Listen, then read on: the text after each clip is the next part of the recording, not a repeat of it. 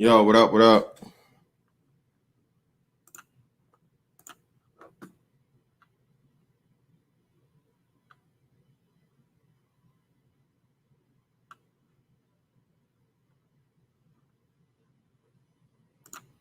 Appreciate y'all for liking the video in advance. Holler at me to know that you're still here. If you are.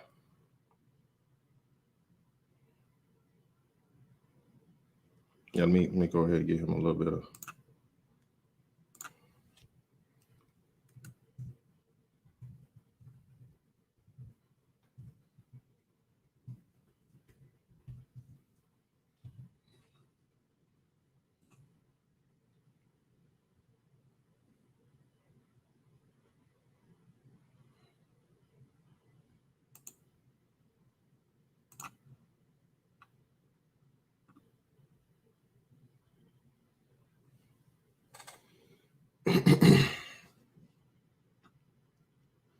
I new, hit me up, bro. Just let me know. Shit.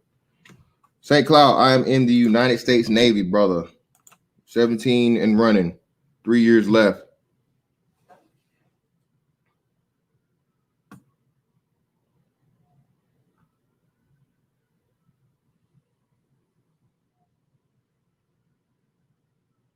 Unspecials, what's up?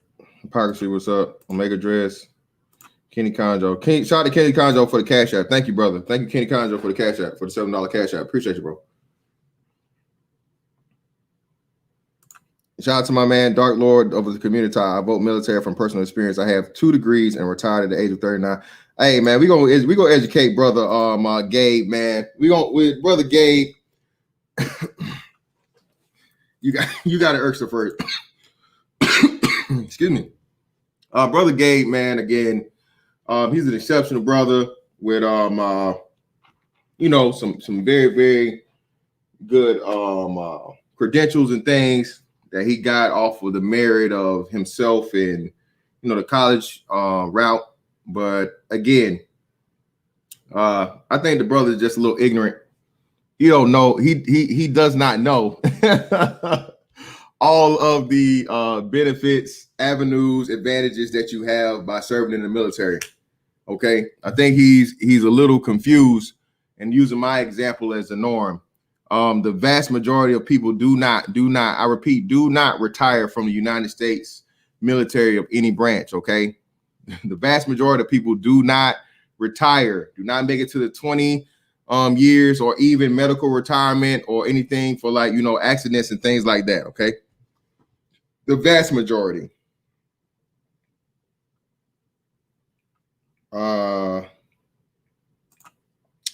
Sugar Magnolia, hello. No, I don't know. I don't think I did. But let me see. You must have sent it to my Facebook page. So let me see. Let me check my Facebook page and see what's up. Let's see. I gotta get better with this stuff, man. I gotta get better with this stuff. I am anti-social social media person. So by all means, let's see what we got here.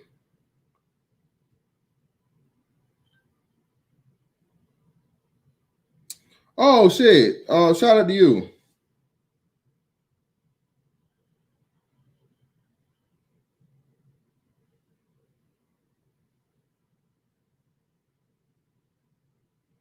All right, shout out to Magnolia. Wasn't I just read it. Yeah, man, they don't care.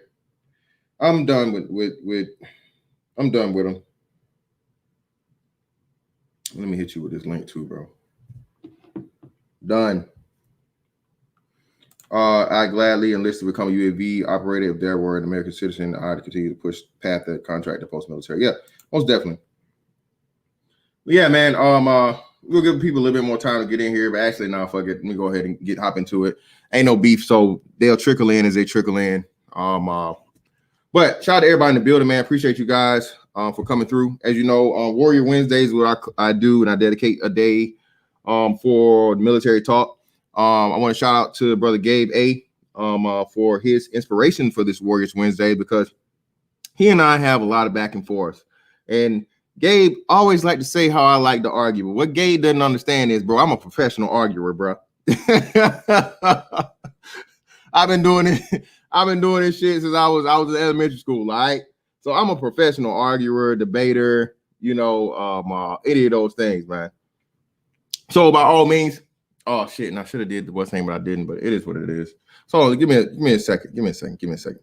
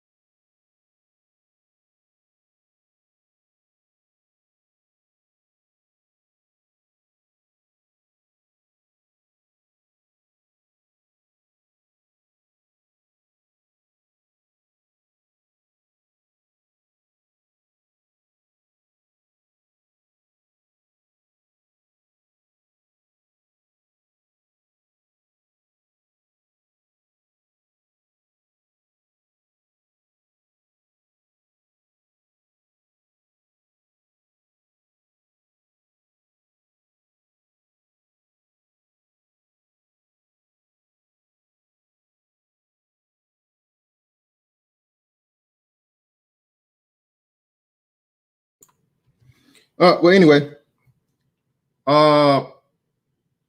so military versus college. The thing about it is this: the smart route would be to go the military route, because in the military, you can go and get your college for absolutely free. All right. Once you get out of college, if you not take the military route, or you not let the government pay for it for you, you will either depend on one or two things. You'll depend on scholarships, whether they be athletic or academic or whatnot, or you depend on loans. Okay. Pretty much only two routes you're going to go about in getting a secondary education. All right. From a college institution, whether it be public or private. But if you go the military route, the whole time that you are in the military, okay, you are being paid from the day you enter boot camp to the day you go to your trade school to the day you check into your first command or duty station, or I forget what, I don't know what the hell they call it in the Army or whatever. Your post or whatever you may call it, whatever the lingo is. Shout out to Little Rock 2517. Now I'm back. I was just muted up for a second. You'll be getting paid from that day, okay? And as soon as you're on board at your command, I think it's 6 months. 6 months, I believe. I believe it's at least 6 months on board with your command, especially if you're on shore duty. But I've seen people do this on sea duty also.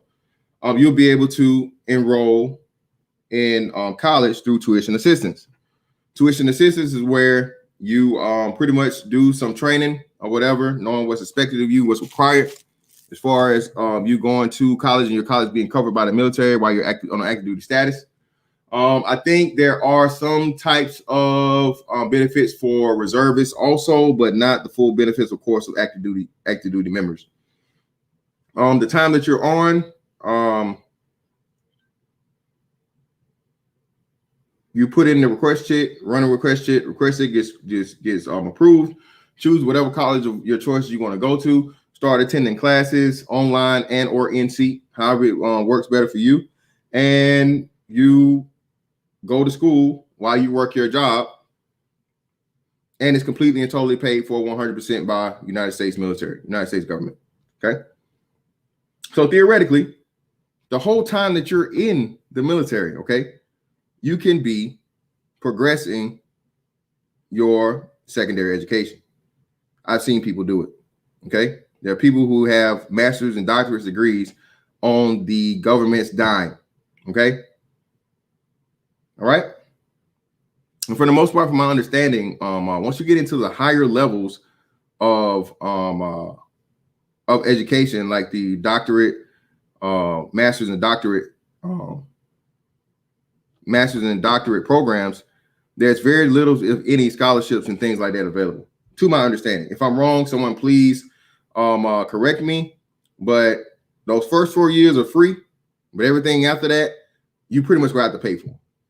So, and if again, if I'm wrong, someone correct me. But I think I'm pretty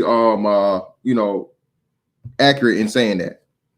And of course, I'm not saying all, but for the most part, that's how it is. Okay. So,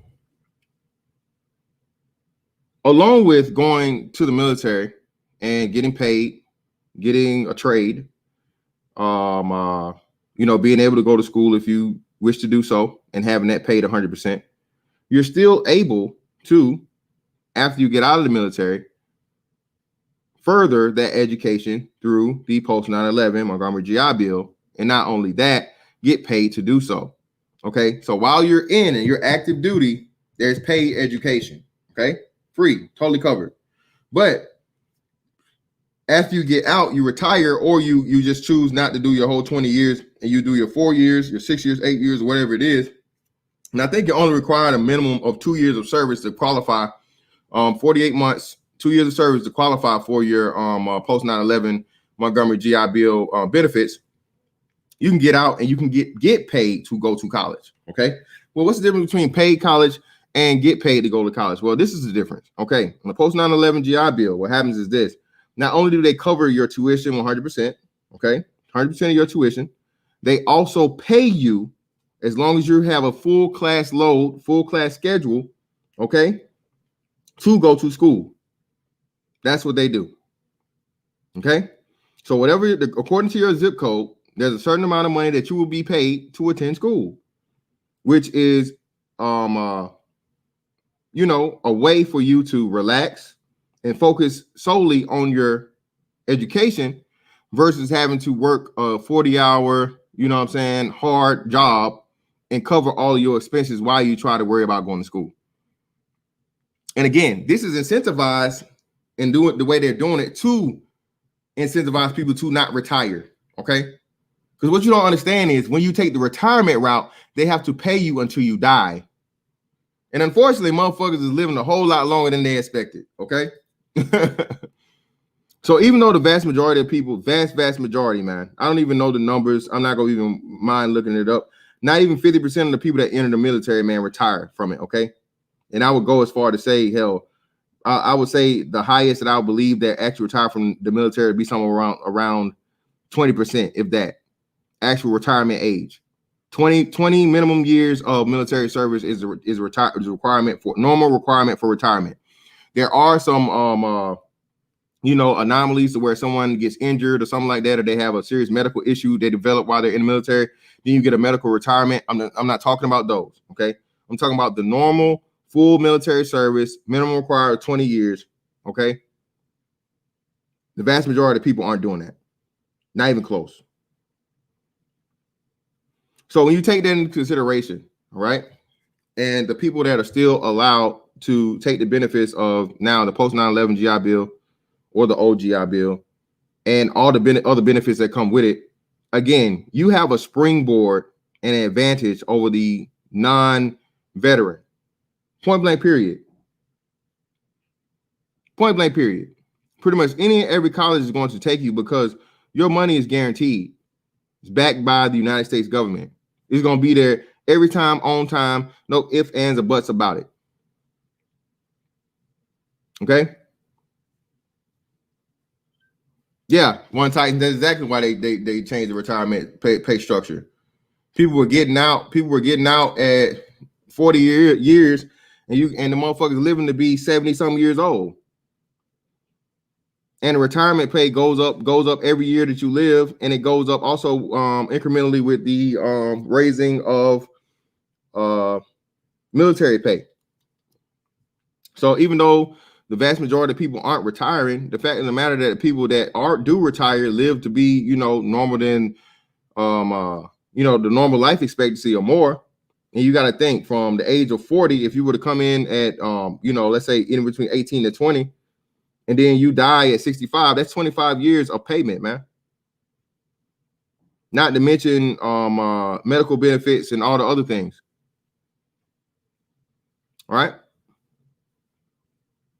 So again, and Gabe was I'm waiting to get. I'm not gonna bring him in. I'll let him give his stats and everything once he gets here. I don't really want to get into that without him being here, because I want to directly counter him with that. So what happens with the veteran versus the regular person that gets the scholarship, or they just go the route where they get the loan or whatnot and all these other things, is you go 4 years of college. Usually at some point in time, you have to do some type of internship. After you do the internship, you have to get accepted by whatever corporation or whatever you're working for. You negotiate your contract, you work your job, and you move up from that point. Okay. But just remember, you spent 4 years, okay, of going to school, either with a scholarship, which is good, but again, scholarships aren't the vast majority of people going to college. Okay, the vast majority of people going to college are not on scholarship. Do not have a free ride, so to speak. Okay, only a partial amount is covered. It's Pell Grant and all these other things, or whatever, what have you. Again, in the military, 100% is covered. 100%. No ifs, ands, or buts about it. As long as you maintain a passing grade, you're not failing, you will be able to go to college and you will be paid for 100%. And again, the military is already paying you. If you're at a young age, usually your room and board is already covered. You don't have to pay for that. It's already covered. Or even if you're getting BAH or whatever, you have a family and things like that. Say you come in and you're already married, or you have a child. The military is going to pay you for that child, and that you'll be living out of town anyway, and your rent is still covered. You don't have to worry about paying extra money, because I don't think your scholarship or whatever covers your the dorm fees and stuff like that. All right. There's no gray areas. There's no hidden fees. There's no small lettering. No, just 100%. Hey, you're going to school, we pay for it. So you do the 4 years of college, you get out, internship, get picked for the company, start from ground zero. All right. So you're starting from zero to work your way up to whatever it may be. And let's say you're a STEM degree or something like that, and you start off with let's say, what's a good starting one? First time job ever. Let's say 50,000. Is that good? 50,000 good? Is 50,000 a good thing to say? Starting off first ever, engineering, STEM, something like that. Shout out to Donovan Wood. Appreciate you, brother. Fantastic. We had tuition assistance also while on active duty. Are they still doing that? Yeah. Tuition TA still alive and well, bro. Teddy P. Shout out to Teddy P. Yeah, man. Hey. Okay, so 50K is good. All right, so yeah, 50K is good. Now, on average, let me look. Let me bring this up for y'all so you guys can see it.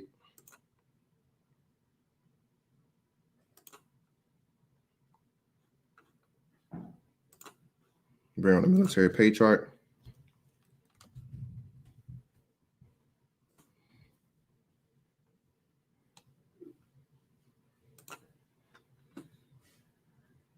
That's too small. No, I can make it bigger though. Let's see. There we go. That's a lot better.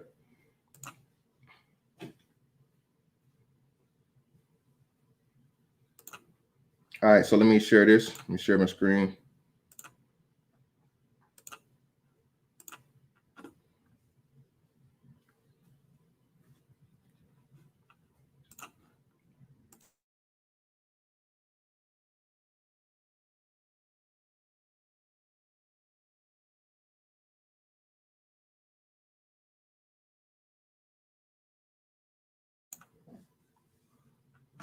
All right, yeah. So okay, not in California. We're not talking Cali, man. We're not talking Cali in New York. We're talking on average. Okay, we're talking on average. All right. So let me see if you guys can see this. Let's see what it's looking like. What is that? There we go. That shit's still small as shit. Hold on. Let me make it a little bigger.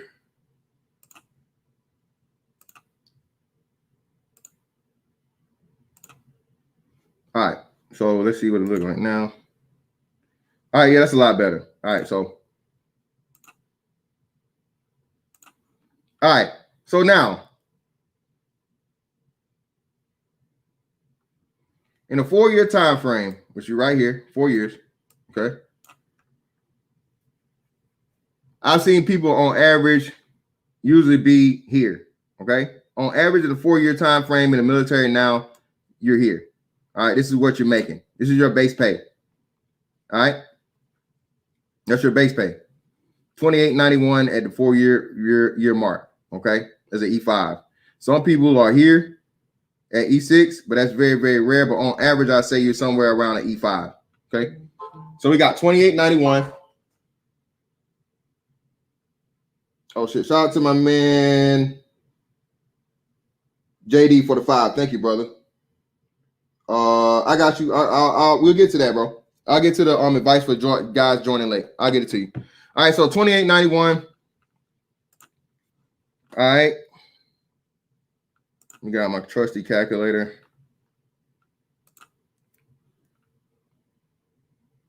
Come on, damn it.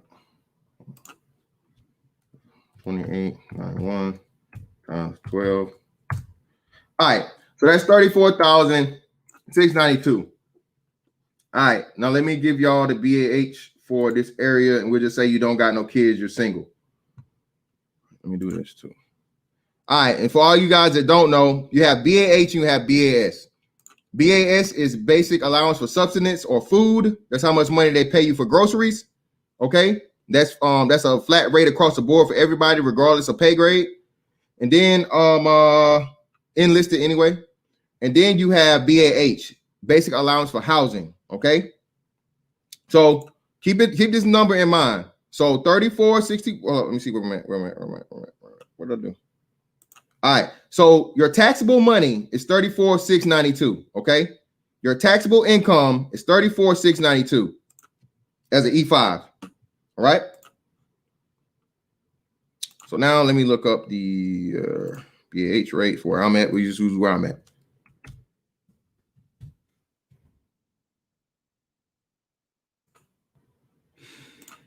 BAH calculator, 2020. E5. Calculate. All right. So let me share this to show you.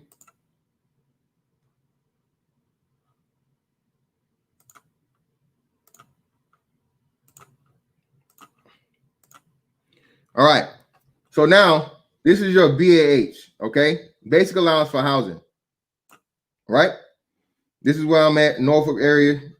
1641, no kids. With dependents, with dependents. So if you got wife and kids, that's 1641. 1434 is without dependents. Okay, so now let's do the math on this. Trust the calculator. Plus.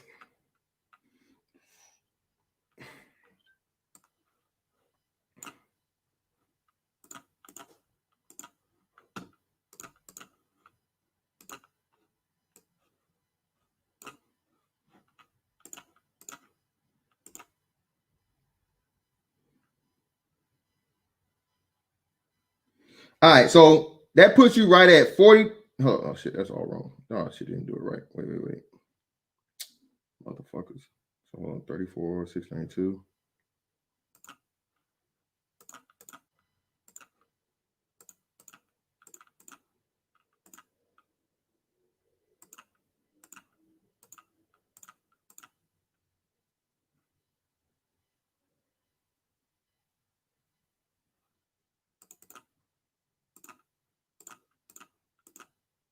That puts you right at $51,000, man. All right. So with that and that's not even counting your BAS. Oh, here we go. There we go. Shout out to brother Gabe in the building. All right. What's up? You got it. Hold on 1 second. Are you okay? I think my audio's good. Okay, go ahead. Okay, you good.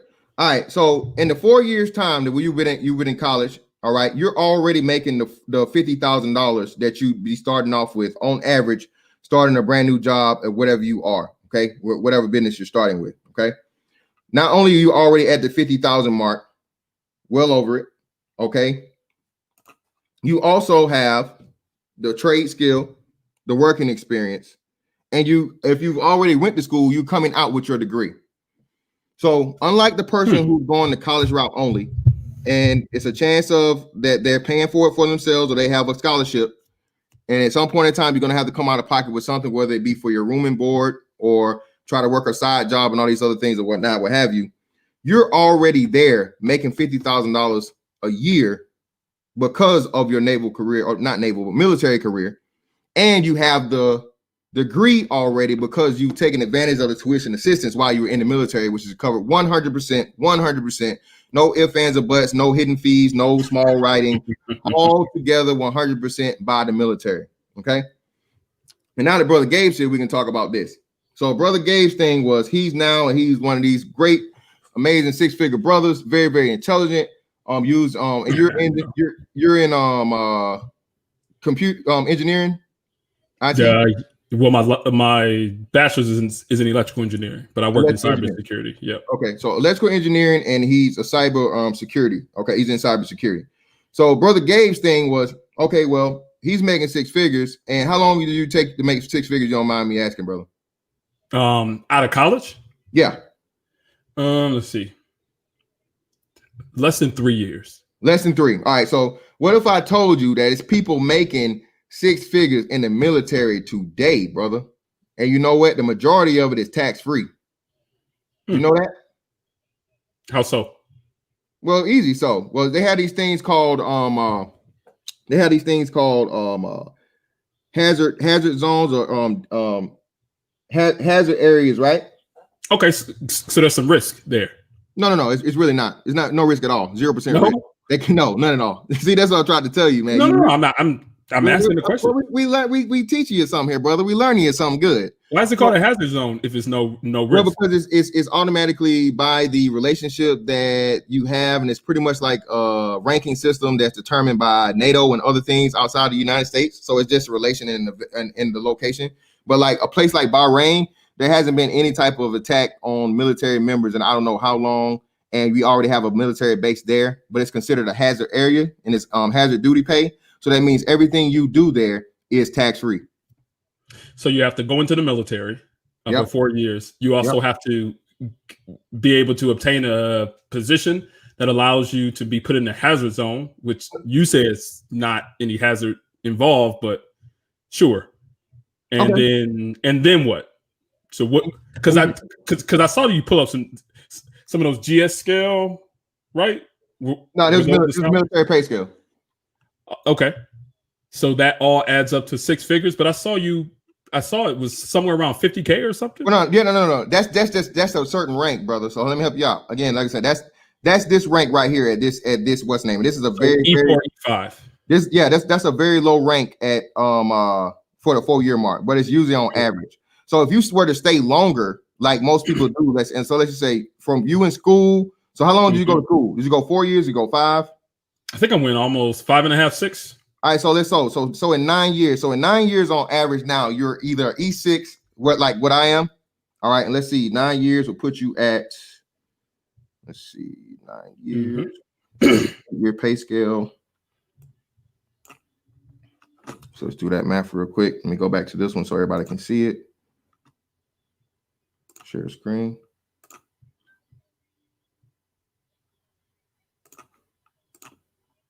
All right, so at 9 years, you'll be here. All right. So 9 years in the military, and you'll be. I'm not seeing where you're pointing. Hold on, I got it highlighted in the blue. You see my cursor right here? Oh, so all right, follow me down. So sure. 8, you see where the 8 is up here? So 8 years. Okay. Right, so go down because you only get a pay raise every even year. So we will go down here. We got the E6. You see where it says E6? I'm gonna go across here. Yep. I'm gonna go across here, and I think it's what? Let me make sure I'm right. Yep, 8. At 36 for the E6, you're at 36.53. All right, and that's just your 36.53 for what's that? That's your base pay. Hold on, let me do it for you. Is that every month? Yeah, a month. Yep. 36.53 times 12. equals, that's 4388.36. That's your base pay. So that's your taxable pay. Okay. Yep. So keep that number in mind. That's your taxable pay. Now we're going to go back and we're going to look at your BAH. Okay. This sounds technical. Yeah, it is. Yeah, I tried to tell you that, young brother, but hey, man, this is a learning experience, man. This is good for everybody. Well, okay?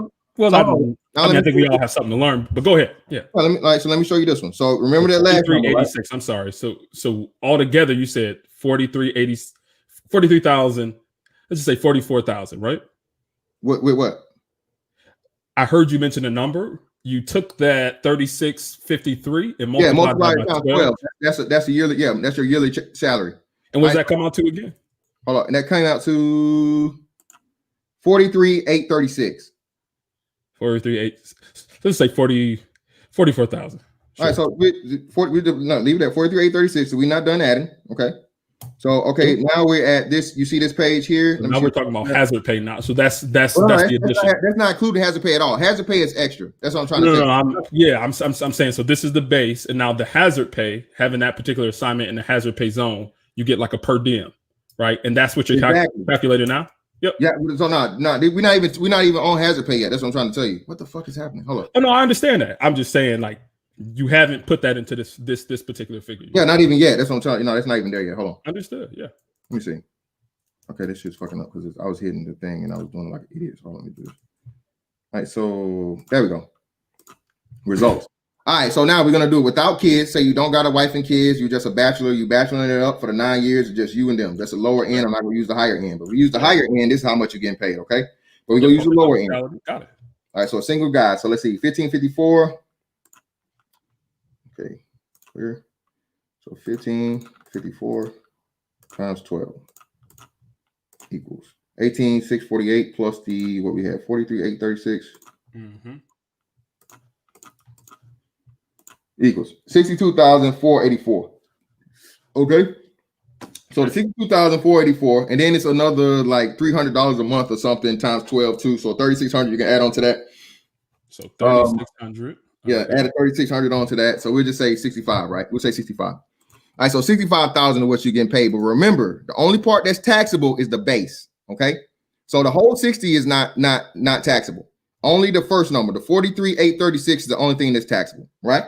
So that too. Remember how you're the marriage guy. You like marriage. You talk about tax kickbacks and things, you know, from being married and shit, right? Well, I'm married, but I'm not the marriage guy. But I know how y'all kind of put that on me, for sure. Well, you know, you encourage marriage and things like that, okay? I don't encourage marriage. Definitely. Oh, my bad. Well, you encourage yours. How about that? You encourage yours. No, stop it. I say I'm married, and that's it. That's it. All right, cool. So, all right. So now we at 6.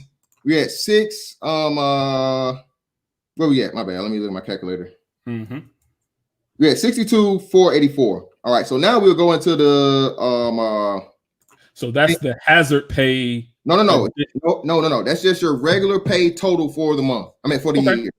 So there's no hazard pay, no nothing. So this is you totally stateside. You haven't done any deployment. You haven't got anything extra outside of the normal parameters of pay. Okay. So we had 60. So what you was calculated was the basic allowance for housing. So that's you live in Virginia. That's what you get for housing allowance, like a per diem expense. Well, no, it's not per diem. It's not per diem. Per diem is per day. But I'm about to show you some per diem though. This I'm about to show you. Okay, so this what you just because listen, you trying to run past this. I'm a math guy. I'm just trying to. I'm a math guy too. I'm just trying to clarify the numbers, right? So you said I'm gonna tell you. Let me. I got everything. Saved. All right. So the 43,836 is the base pay. Yeah. Okay.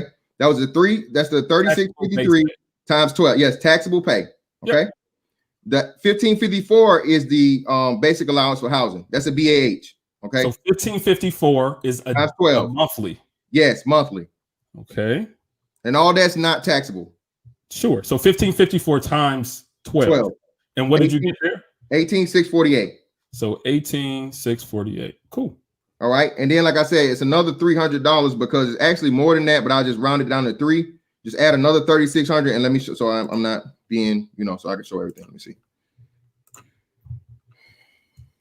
I'm just asking for what the numbers are.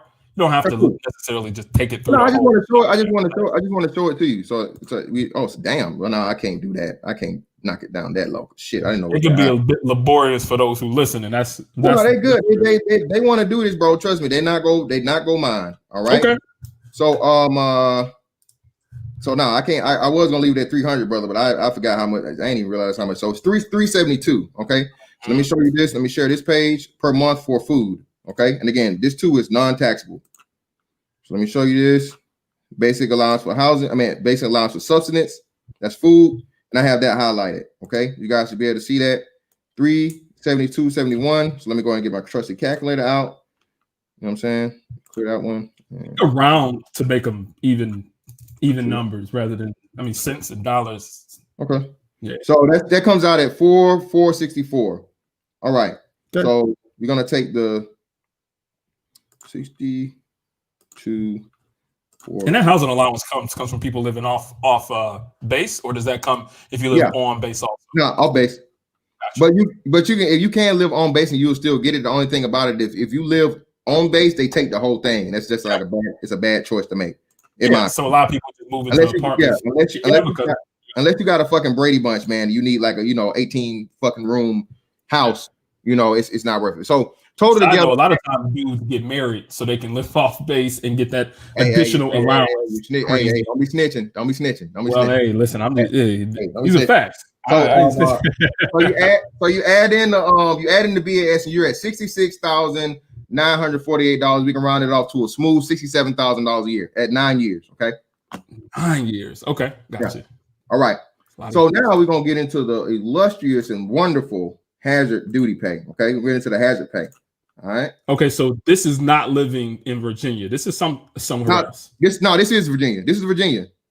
At 9 years. How can you get hazard pay if you're in Virginia? What do you mean? You get hazard pay if you're no. Living in Virginia? That's what I'm telling you. There is no hazard pay. This is everything. This is your base pay at 9 years. And I'm using 9 years for the span because you said that's how it was before you started making six figures. All right. 9 years. It did not take me. No, 9 years. You just said that you went to school. You went to school for 5 or 6. You said it took 3 years for you to get what's name. So that equals 9, brother. 9 years. No. It didn't take 9 years. I was making money before I graduated from college. Let's you can't definitely not nine years at all. But go ahead. We can stay with this. I'm just going by what you said. So when did you start making six figures? How far out from college? So 3 years. All right, but you say you went to school for is it 8 years or is it because you said you went to 5-6 years? So that's what I'm asking. Yes. So I went to school for 5 or 6 years, but I've been working. So I've been a civilian working for the government within school. Okay. So that happened while I was in school. I've always interned and worked while I was in school, whether with companies or whether with the military. So my earnings don't just start at 9 years, or six figures don't just come at nine years. It's kind of a unique situation, but that's sure. Let's think with the 9 years.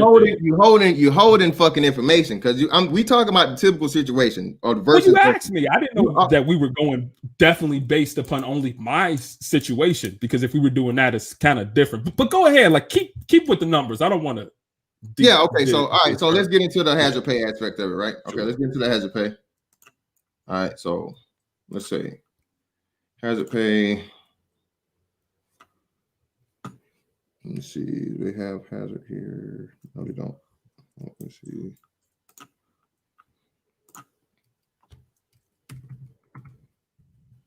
Hazardous duty pay. Yeah, checking for you said that the specialty gives you hazard pay. What?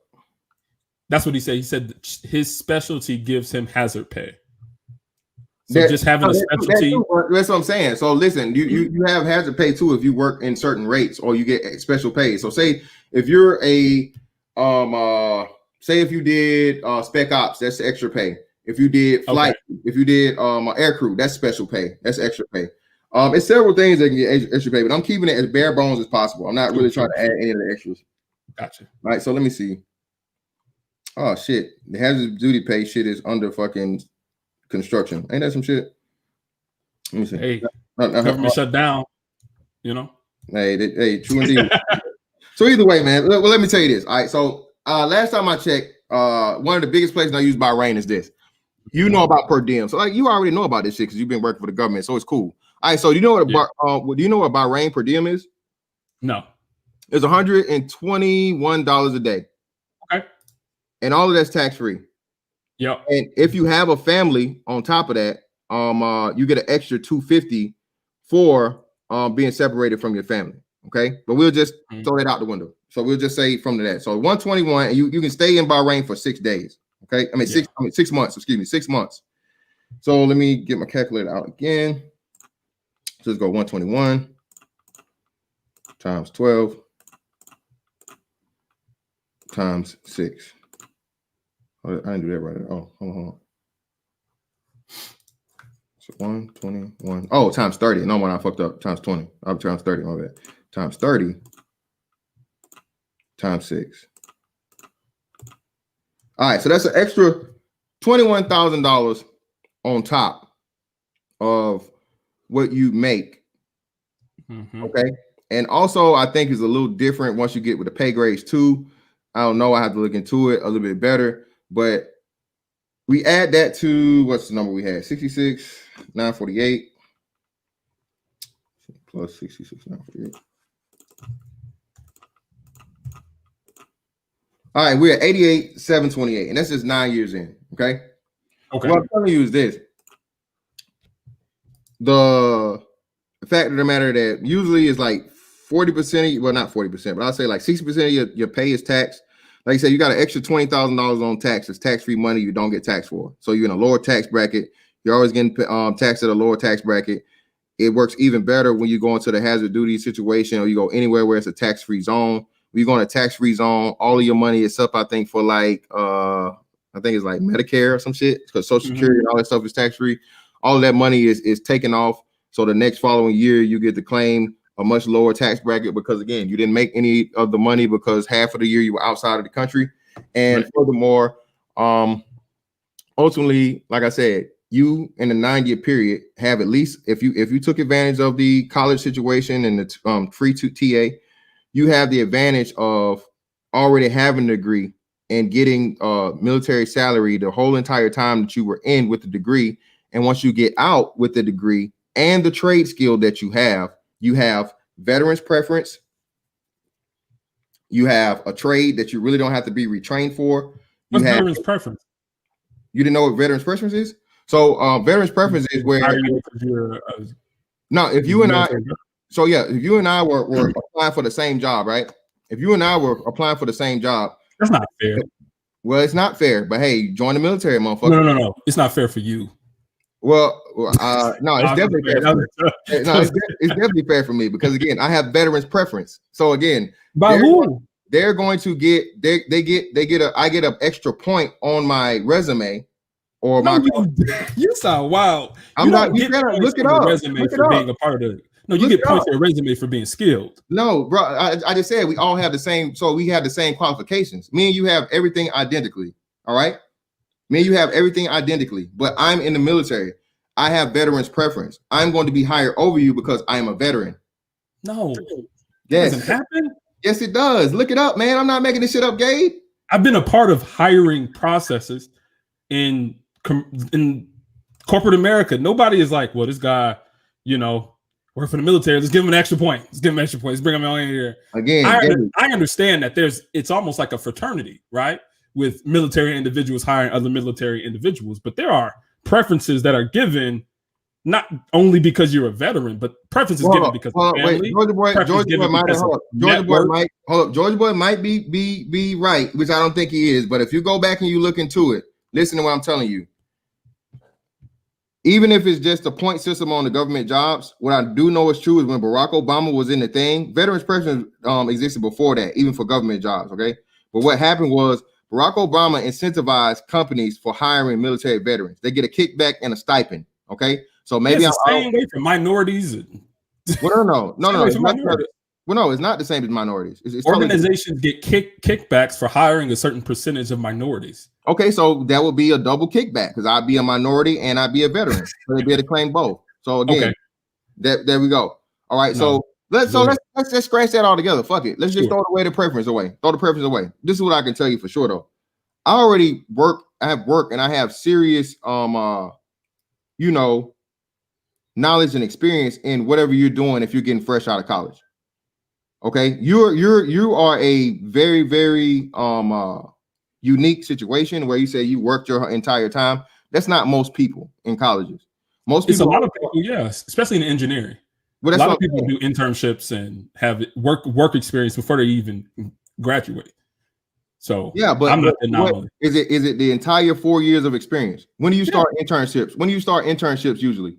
Well, I started mine before I got to college. I had one between high school and college, but a lot of times people will come out there. Wait. Let me. I'm explaining it, but a lot of times people after their first or second year, they'll intern pretty much until they end. A lot of times, there's even universities, especially in Michigan, like Kettering University. They have internships, professional internships associated, like literally a part of your curriculum, and you get college credits for doing internships and co-ops. So it's not something that's like an anomaly. It happens all the time. Okay. So shout out to Donovan Wood again, brother. The bread expression is definitely a thing with the federal government, and tons of companies prefer to hire ex-military. We're dependable. Yeah, not just that, but other things. Shout out to Ruffian too. That's why every application asks you a veteran. Yeah. Again. All right. So if you don't have a skill, whether you're in the military or not in the military, people are not going to give you a preference. I'm sorry. Like that just doesn't happen. Yeah, but that's what I'm trying to tell you though. Again, until you show otherwise though, and unless there's some type of entry level actual practical application that you give out, and I guess that would happen in engineering. For the most part, bro, you have those years of experience already on the job, and you have a leapfrog advantage over people that even if you have did it, let's say under the guise of an internship or some type of practice situation, the military is high intense, fucking real deal. We need you to do this, fix this over X amount of years or however you've done it. That's usually how the military aspect of a profession or a job is looked at. Oh, and furthermore, too, Gabe, hold on, I got to tell you about something else too. The whole, somebody else that definitely gets six figures, bro. That immediately the time that they pretty much get done with a certain programs. You heard about the nuke program? Don't say Navy nukes. Why not? It's because I actually transitioned out of nuclear. I used to work as a nuclear engineer, and commercial nuclear in the United States. I don't know if you noticed, but they've been closing down nuclear plants like crazy. Well, I'm saying in the Navy. That's what I'm telling. I'm not talking. I'm talking about in the Navy. That's what I'm trying to tell you. In the Navy, they give them sign-on bonuses for like once they graduate the thing that they can do a sign-on bonus for $100K pretty much for them to be able to stay in the program and give extra years to the Navy to continue working.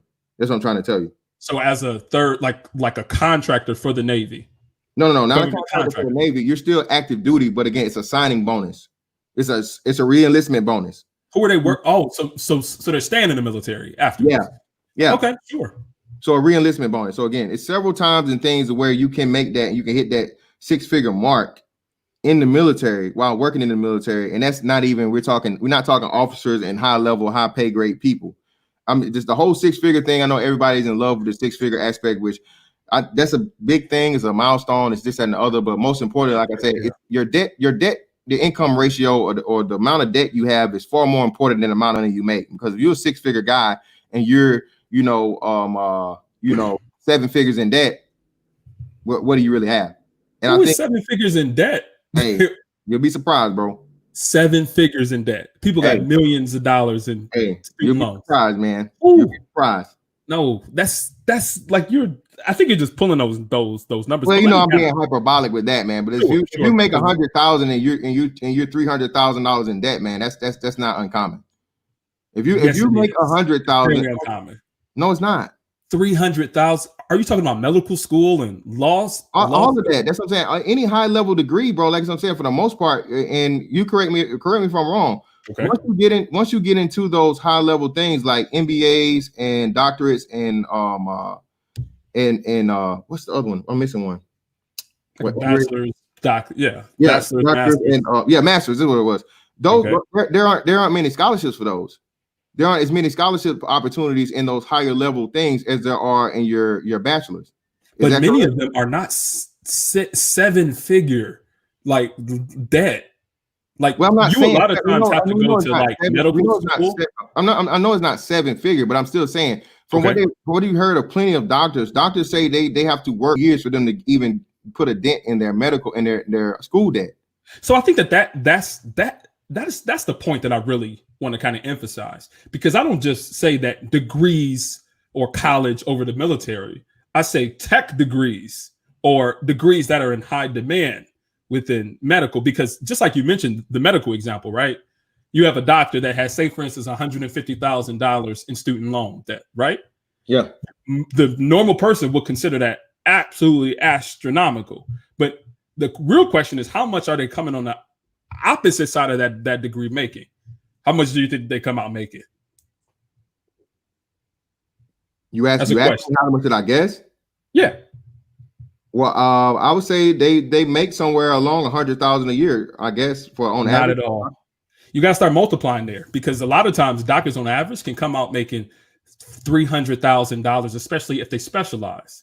Like a neurosurgeon, I mean, you're talking about $600,000. That's the highest of the high, though. That's what I'm saying. No, $300,000 is almost the average. It's close to the average. I'm saying of doctors. I'm saying a neurosurgeon would be the highest of the highest of. Absolutely, doctors. And they're like and they can get to the millions, right? But for $500,000 out of college, if you specialize in cardiology or something along those lines, what is 150K if you're bringing in 500K a year? Yeah, but the key word is what? Specialists. That it's not as many specialists as there are general MDs, and you can make 300K as a general MD, bro. Hold on, I just heard them. You remember COVID, right? You remember the thing we're going through right now? They just had doctors complaining about their salary not being paid, man, and it was a white dude and a black dude and a white woman saying as to how the hospitals were not paying them their money. They were not getting any overtime whatsoever, and they actually mentioned their student loan debt. So again, I think we're kind of missing each other in the reality versus like the thing. But I know for a fact, and I've heard this story go on a lot of times. There's been several stories about this, about doctors, at least for the first 2 years on average, not making any money because they're trying to cover, student loans. If you're making 300K plus and you have 100K in student loans, what is that? Again, it's very, very few doctors making 300K, bro. I can promise you that. Please bring up the numbers. Come on. Let's look it up. Let's see. Let's see. And don't do Alabama or wherever Florida. Let's do average doctor salary. All right, so let's see. I'm not talking about residents. I'm talking about attendings. You say what now? So there are different levels to doctors. There's like interns, there's residents, and then there's attendings. What's attending? So an attending physician. So attendance, doctor salary, attending doctor salary. There we go. Mm-hmm. All right. What are you seeing there? All right. Most physicians, and this is the street. Okay. Personal finance. Let me bring this up. Let me share my screen.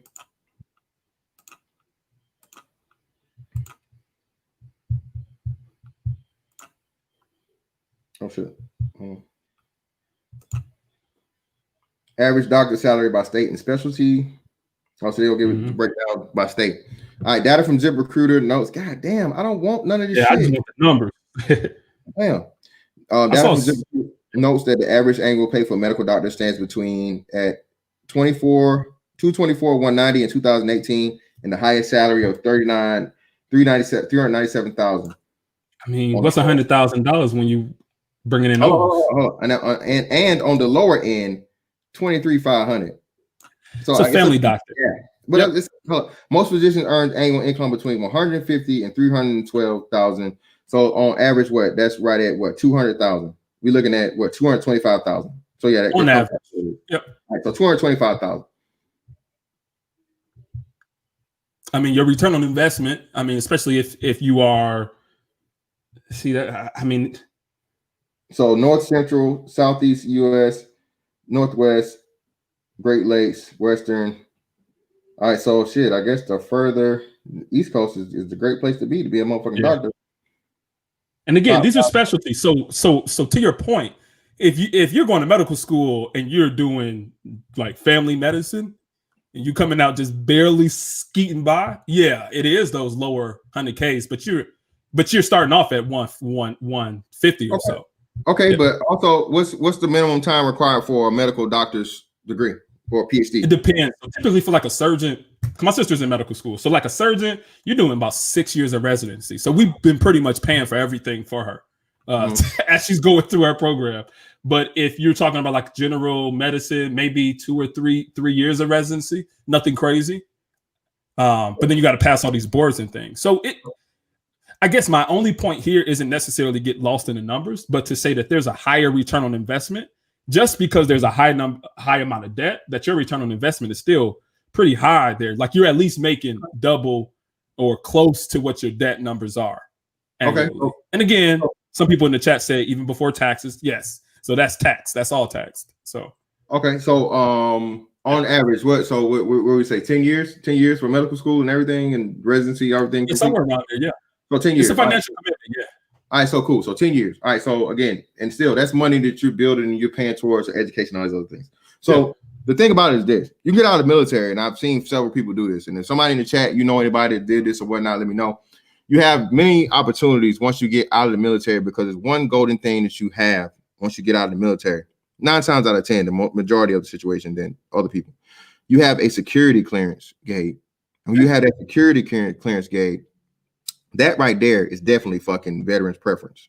So let me tell you, do you think the civilians can get security clearances? No, I'm not saying you can't, but they have to pay for you to get yours. I already have one. And so I have and I have the experience of X amount of years of whatever equivalent that you have. So you be a computer engineer. No, you said what type of engineering again? Is electrical engineering?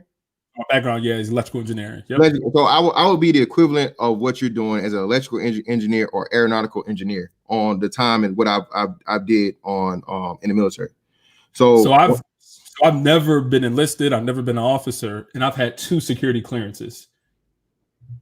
I mean, you can do a lot of that same security clearance work. How long does it take you to get the security clearance? It takes a couple of months, so you got to do the SF-86 form, and then I got to do the background check. But it's So your first job, I'm talking about how long were you working the job, or how long have you been in the industry before you got a security clearance? So I had a security clearance while I was in college as a civilian. Okay, because they have programs for college students, so civilian college students, to do co-ops and internships with the Department of Defense, and then they give you like you're a government employee, but you're not enlisted or anything. So. Okay. So I had one in college, and then I had one, and then I got it refreshed in a job maybe 2 or 3 years ago. So yeah. All right, and then shout out to Georgia, but I totally forgot about this. We ain't gonna talk about we ain't gonna even add the fucking VA benefits and shit, like injuries and shit. But what else? So all right, so I get out with my security clearance, right? In a 4-year period. Okay. Yep. And due to the military connection, working with the military, veterans preference, all these other things. Now I'm open to contracts overseas that allow me to go and work those 6-figure jobs that not even 12 months, because you can only be there for so long. And it's tax free up to 90K, up to 90,000 is tax free. Okay, but you're making the 6 figures. All right. Yeah. So when you say six figures, what are you actually? Are you just meaning like right there at 100K, or are you meaning like 2, 3, 4? Well, I'm meaning right there at 100K, but like you said, you have to multiply that. Listen, if I'm getting so when you agree that 90 of 100K being tax free, that's dope. That's way different than 100K American, right? Yeah. Agreed. All right. So this is what I'm telling you. So even if and when we just stay, I'm just talking straight at the 100K. Every year that you go and a person goes to work that overseas job, that overseas contract, right? And pretty much you work it till you don't want to work it no more, unless you're just an asshole or a fuck up, and that's not often, all right?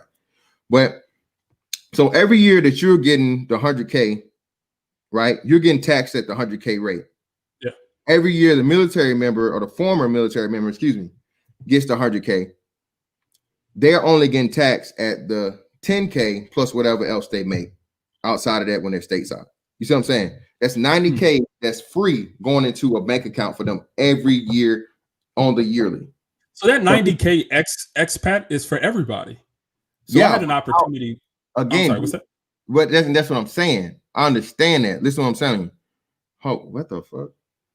Biological force field. USA has killed white vets. Fantastic bugging. What? They kill white vets too. What the fuck are you talking about? Get this guy out of here.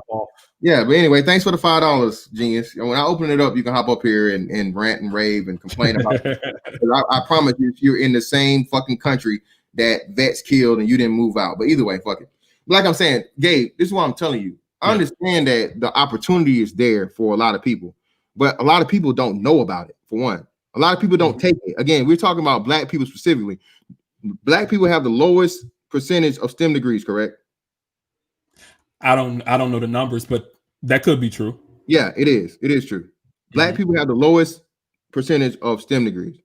So what I'm telling you is this: since it's something that black people don't do often anyway, okay, and it's going to require you possibly to have to pay debt for going to school and all these other things and having to cover your education versus letting the government and the what's they pay for it for you. 4 years of college versus 4 years of the military, man. I'm taking the military all day, every day, because the whole entire time I'm getting on the job training and experience. I already have the trade. If I, depending on how I want to do it, I can actually have a degree in those same 4 years, 100% paid for, without any worrying about student loans or any of these other things. And I'm done with the 4 years. I move on, along with, like Georgia Boy said, probably won't be $3,400, but I get some disability pay. I get to go overseas and work as a thing, because again, the network is linked up, linked up usually to military and highly military friendly. Go over there, making six figures at the same age as you're coming out, starting your first contract or whatever your job is for what you said. You said they'll still be kind of outpacing you a little bit, because you said on average you went 5 years. We use the low end. It's only 4 years in the military of service, and then at the same time, if I wanted to, he could stay in the reserve aspect of it and get that pushback, the wave and whatnot. It's ways to get around the shit and still not have to worry about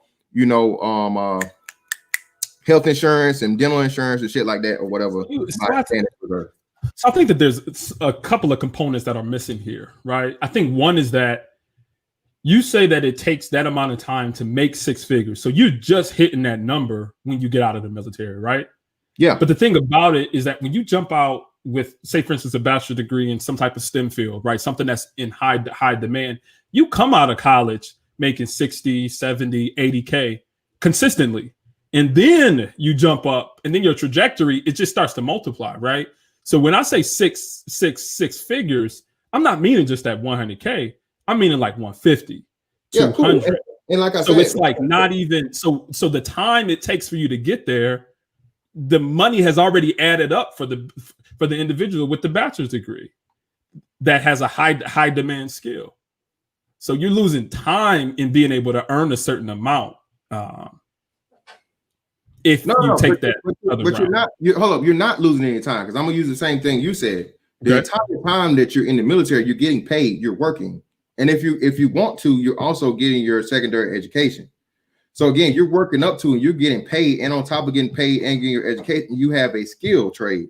Okay, that is of the same ilk of what you'd be and classify as an engineer or the medical field or nurse or or IT. All right. For a fact, the engineers that I work with when I was working with the DoD as an intern, they made considerably less than the engineers who were in industry. So that's one thing. Like they always say, that was one thing that they always said. They say, hey, the military pay for engineers is extremely low, but then it's something that's consistent, and it's something that you get after you retire, that pension plan. That's what a lot of the engineers in the military were betting on, is that after I get out of the military pay, rather than, hey, I'm about to get it now, rather than waiting for later. And that's what I'm saying though. But it's the same amount of time that you can double. You're killing two birds with one stone. When you're in the military, when you're in the college, you go to college route. You're doing this either off your dime or off of scholarships, and that's not 100% paid for. I'm telling you that without a doubt, you can do the same exact thing in the military and everything be covered with nothing coming out of your pocket. Plus, you being paid a salary. Plus, you getting the on-job experience at more of a higher pace than you would at the thing. Now, what you're saying about the military members getting paid lower, explain that a little bit more, because I kind of got confused. You said something about post-retirement. So are these mostly retirees, or are these just ex-military and veterans?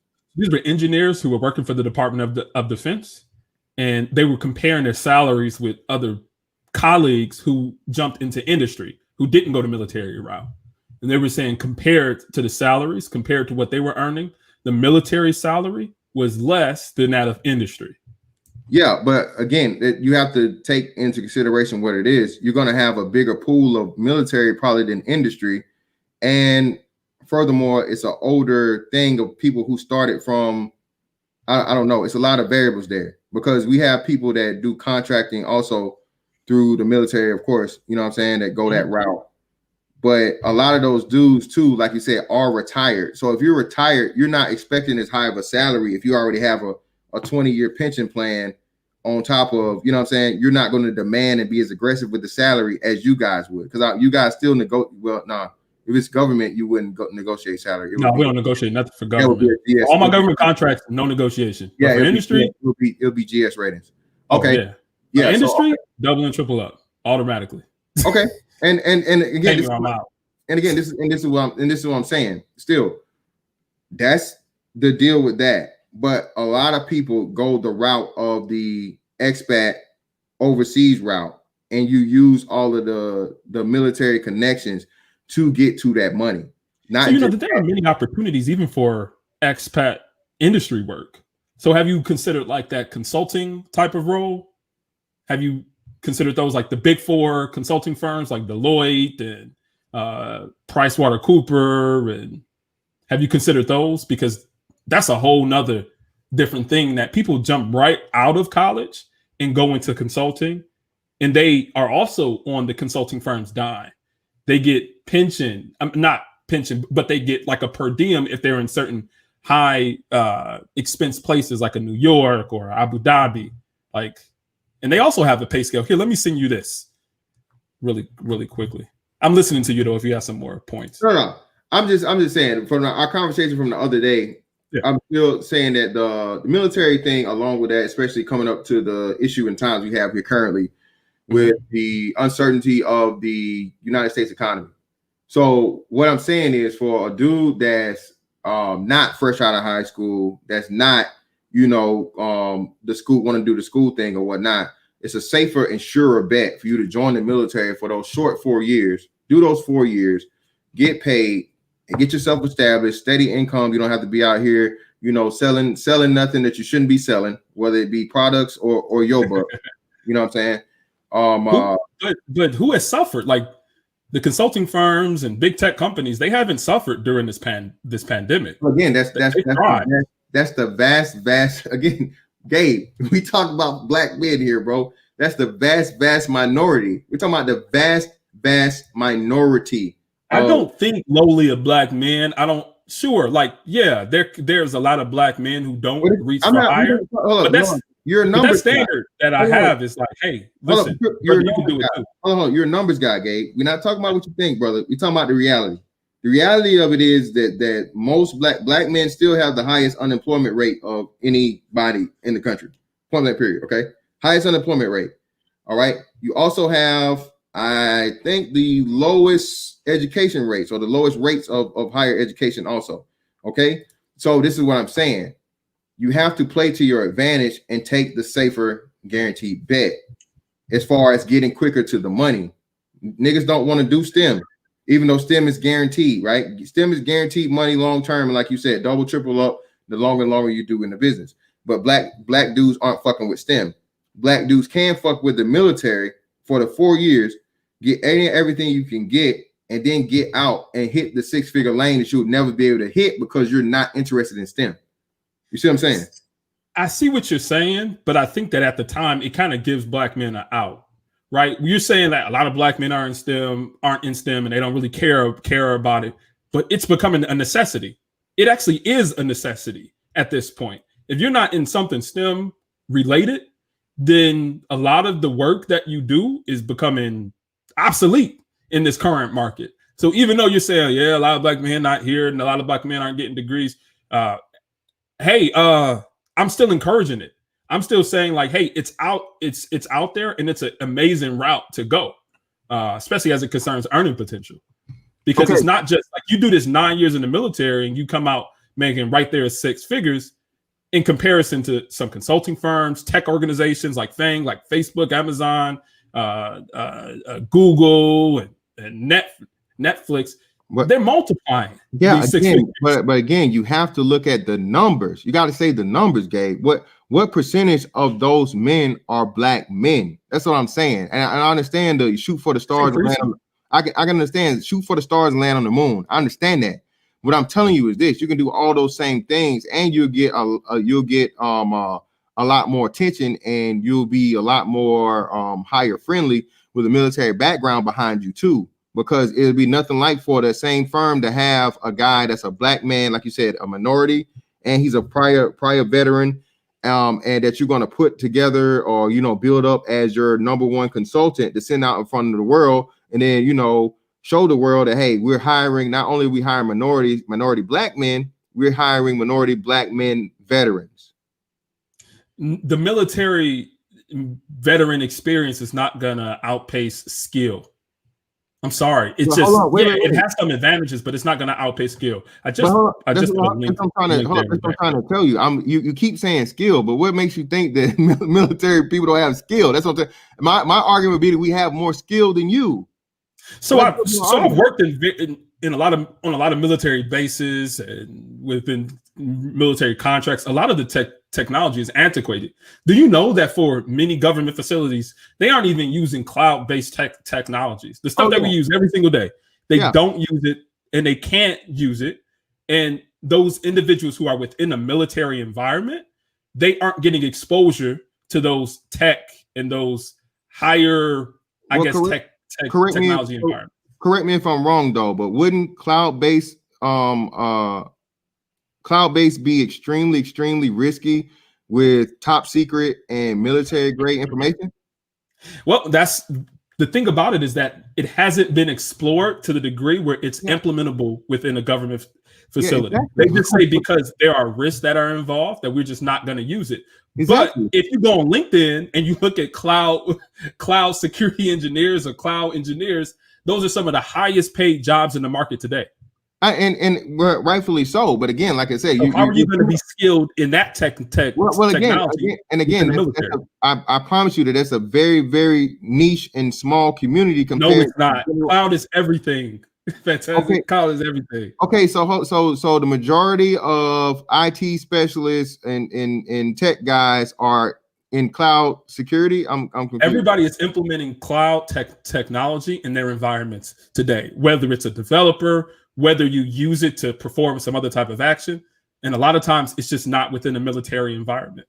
Oh man, here we got another IT guy that's a former military guy. I'm just saying, Gabe, you like there's more. Of course, there's more than just cloud. Nobody's keep it techy, yeah.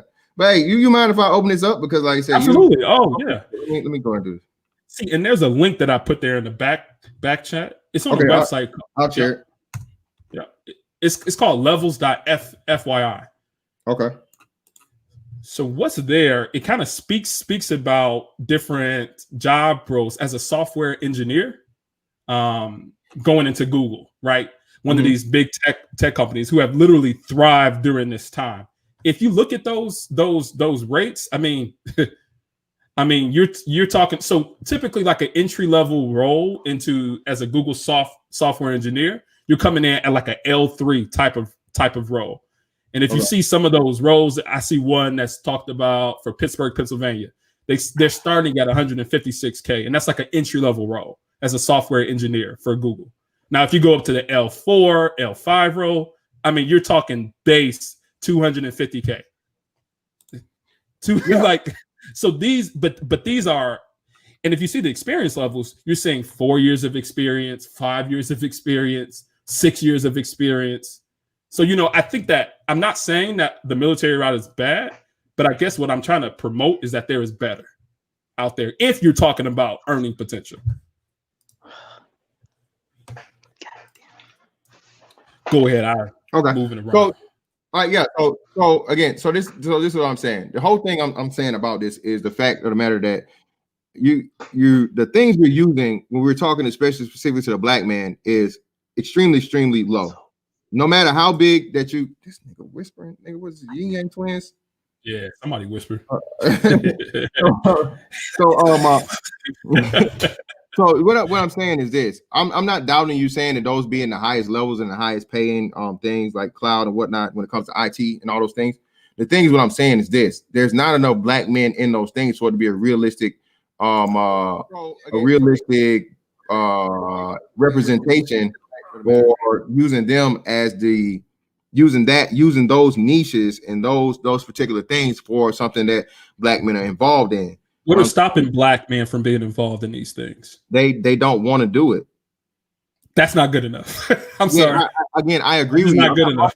I'm not arguing that. Listen, I'm not arguing that. But the thing is this: the most important thing of anything, I think, is more important than everything else would be the earning period. So no matter what degree you want to use to get there, to get to the high earning and making revenue and being able to take that revenue and give it back to your family and or the black community would be whatever route that you're actually concerned and interested in doing. Because shout out to Soul Provider and Game Change, I heard him talking the other day that if you get into a job that you just really aren't cut out for, you're not going to survive anyway.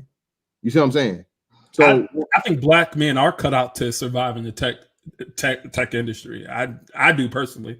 Well, I'm not just saying black, and I'm just saying people in general. But you know what I'm saying? They say how you say, hey, pick a job you hate and you'll work every day of your life. Pick a job you love, you'll never work a day in your life. That's all I'm saying. And what I'm saying is, in the military, during your military time, you learn that job like the back of your hand, and that's the highest pace you're gonna ever have to fucking worry about doing it at. Anything you do in the fucking military, especially the motherfucking Navy, man, because the Army and the Air Force and everybody else, you do one job and one job only. In the Navy, your ass 13, 17, 27 fucking things for all, you know what I'm saying, all at once. So the whole thing that I'm saying is that the military route for black men is, and I left out the most important thing. One thing you will never ever get, nigga, is a VA loan. How about that? That's something you don't get. All right. And that VA loan, the VA loan is home ownership is one of the most guaranteed and solid ways to enter into the middle and upper middle class or whatnot too. So the whole house thing, man, that's a whole different thing. And they just changed the rules as to where you can get more than one house on your VA loan. Nothing against the VA loan, but it's like what Ramil was saying. It's just a debt that you got to pay back, right? It's a lower debt rate that you have to pay back, but I mean, you got to pay it back. What you niggas taking shits on my panel? What's up, all these? I don't know what these voices are. Some ghosts on this too. Yeah, y'all niggas doing. But anyway, let's get. We got Royce over here, man. Royce J, what's going on with you, bro? Hey, what up? Fantastic. How you feeling today, Sailor? I'm great, man. How you? Pretty good. I'm sitting here listening to this conversation, and both of you guys brought up very good points. You know me. I'll be retiring next year from the reserve component of the U.S. Army, and I've been a six-figure nigga for a long time. So, I mean, when I say that, I say pretty good, a pretty good step into it. And I agree with you, fantastic. Being the military enlistment, military commission is the fastest way to the middle class, especially for young black men. You can't beat it. Be in the middle class, though. I mean, you can be in the upper class too. I mean, it depends on your hustle at the end of the day, but it's definitely it's a definitely quick and surefire way. I mean, you talk about the Gabe, you were mentioning the skill sets. The skill sets all depends on the field. Like, I'm an engineer. I'm an engineer in the military. I have an engineering degree, and a lot of the engineering stuff that I've learned, a lot of guys coming out of college don't know what I know, and I got that during my time in the military. Like what? Like, for instance, configuring bridges, planning bridge projects. Doing the uh, doing your layouts, doing your evaluations to plan out a bridge. You don't get that until you get into industry. They're not teaching that in college. They're teaching you theory. They're teaching you mechanical theory, but the actual nuts and bolts of the job, you're not learning that. In one of the military schools that I had to go to, you had to actually plan and build a bridge for real. So that's a Mhm. that's a big thing when you talk about infrastructure. When you talk about infrastructure engineering, you look at guys that go into water treatment. That's not something you can learn in college. You learn the theory of hydraulics and different things like that, but you don't get that experience until you get in the industry. Yeah, I'm not Um, sure when you went to college. And this isn't any shade or like high, fantastic talk about old dudes or anything, but I mean, everybody learned. Everybody, there's all. Let's see. Within the last 10 years, there is a hands-on component to all curriculum projects. I know for mhm. electrical engineering, we literally, like, I had a class like a motor drives class. We literally had motors. We use software to program these motors, get the specifications for them. Like, we had hands-on experience, and we even had opportunities to work with um, research and industry organizations while we were in college. So, I mean, I don't think that hands-on experience is something that's unique to the military. Well, that's but Well, I'm telling you, I know for sure. Hold on real quick before you hop back in there, Royce. I promise you it is, Gabe. I promise you. This is what I can tell you. Sikorsky is still like one of the top brands of helicopter there is. Like, when it comes to just helicopters, period. That's Sikorsky is the standard. Okay. What I can tell you is this: you give me any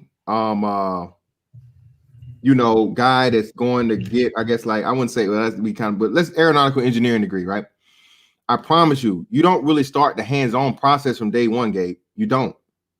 And I'm not saying you don't have some things, but that's, you get into that after you, like Roy says, you learn theory first. Yeah, you start off with theory. Yep. That's what I'm trying to tell you. With us, you learn theory while you're doing hands-on simultaneously from day one. Period. That's what you're getting paid. That's what you're getting paid to do. And by the time by the time you guys are getting into the actual practical and application of it, the average military person is 2 to 3 years in ahead of you, already knowing full systems. And like I said, let me give you an example. So with me in the Navy, right? I have to work on everything from engine systems to electrical systems to communication systems to hydraulic systems to everything. I literally have to know all the fucking systems, okay, in order to be able to fix the helicopter, because I need to know how the helicopter ties into all of the other systems that may be causing the issue or problem. When you get into engineering, you guys don't go that far. You just don't. And what you do is that you specialize and you assign a person to a certain thing for the most part. I know this because they do this in a lot of military also. That's very. Hold on, before you say, I'm not saying that it doesn't exist, but I can tell you less than 10% that it does exist. To where, and you know why, Gabe? You know how I know, Gabe? Because we have the specialists and we call the people when we can't figure the shit out. The very few times we can't figure the shit out, we call the hydraulic specialist. We call the fucking engine specialist. We call the fucking electrical specialist. Those people don't know everything. They know one thing specifically, and they are those people you talk about, like you, that are industry level engineers. Well, why y'all gotta call them if y'all got all this experience? Well, hold on. I'm just saying. Come on, y'all. So what happens is this. I can explain this too. Listen, what happens is this. Mm-hmm. The military has prototypical projects that they plan, right?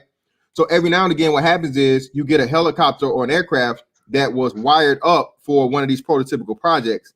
Mm-hmm. And that's not annotated in the schematics and the in the directions that we use in order to fix the situation or look up and troubleshoot the issues. So when you come across that of where you have one of these aircraft that was reconfigured, but it doesn't match up directly to the schematics, that's when you have to call these people and get them to dive deeper and dig deeper into telling you. They gotta come say today. Industry, well, hey, 1 point for industry dudes. They sit around playing ping pong and flipping fucking paper footballs 90% of the time. So we gotta let them paper footballs get in the bag.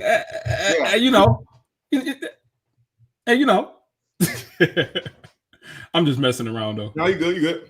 Yeah. But let me see, brother, Sir Tice, it's on you, man. Sir Tice, you there? You was whispering earlier, nigga. Now I can't hear you. But hey, let's jump to keep it taking. We'll come back to Sir Tice. Oh, I'm here. Good? I'm here. Can you hear me? Oh, Can you hear me? Go ahead. Yeah, go ahead. Hey, my bad. Keep it techie. Hey, salute to the panel. What up, Gabe? Hey, what's up, man? Kenny?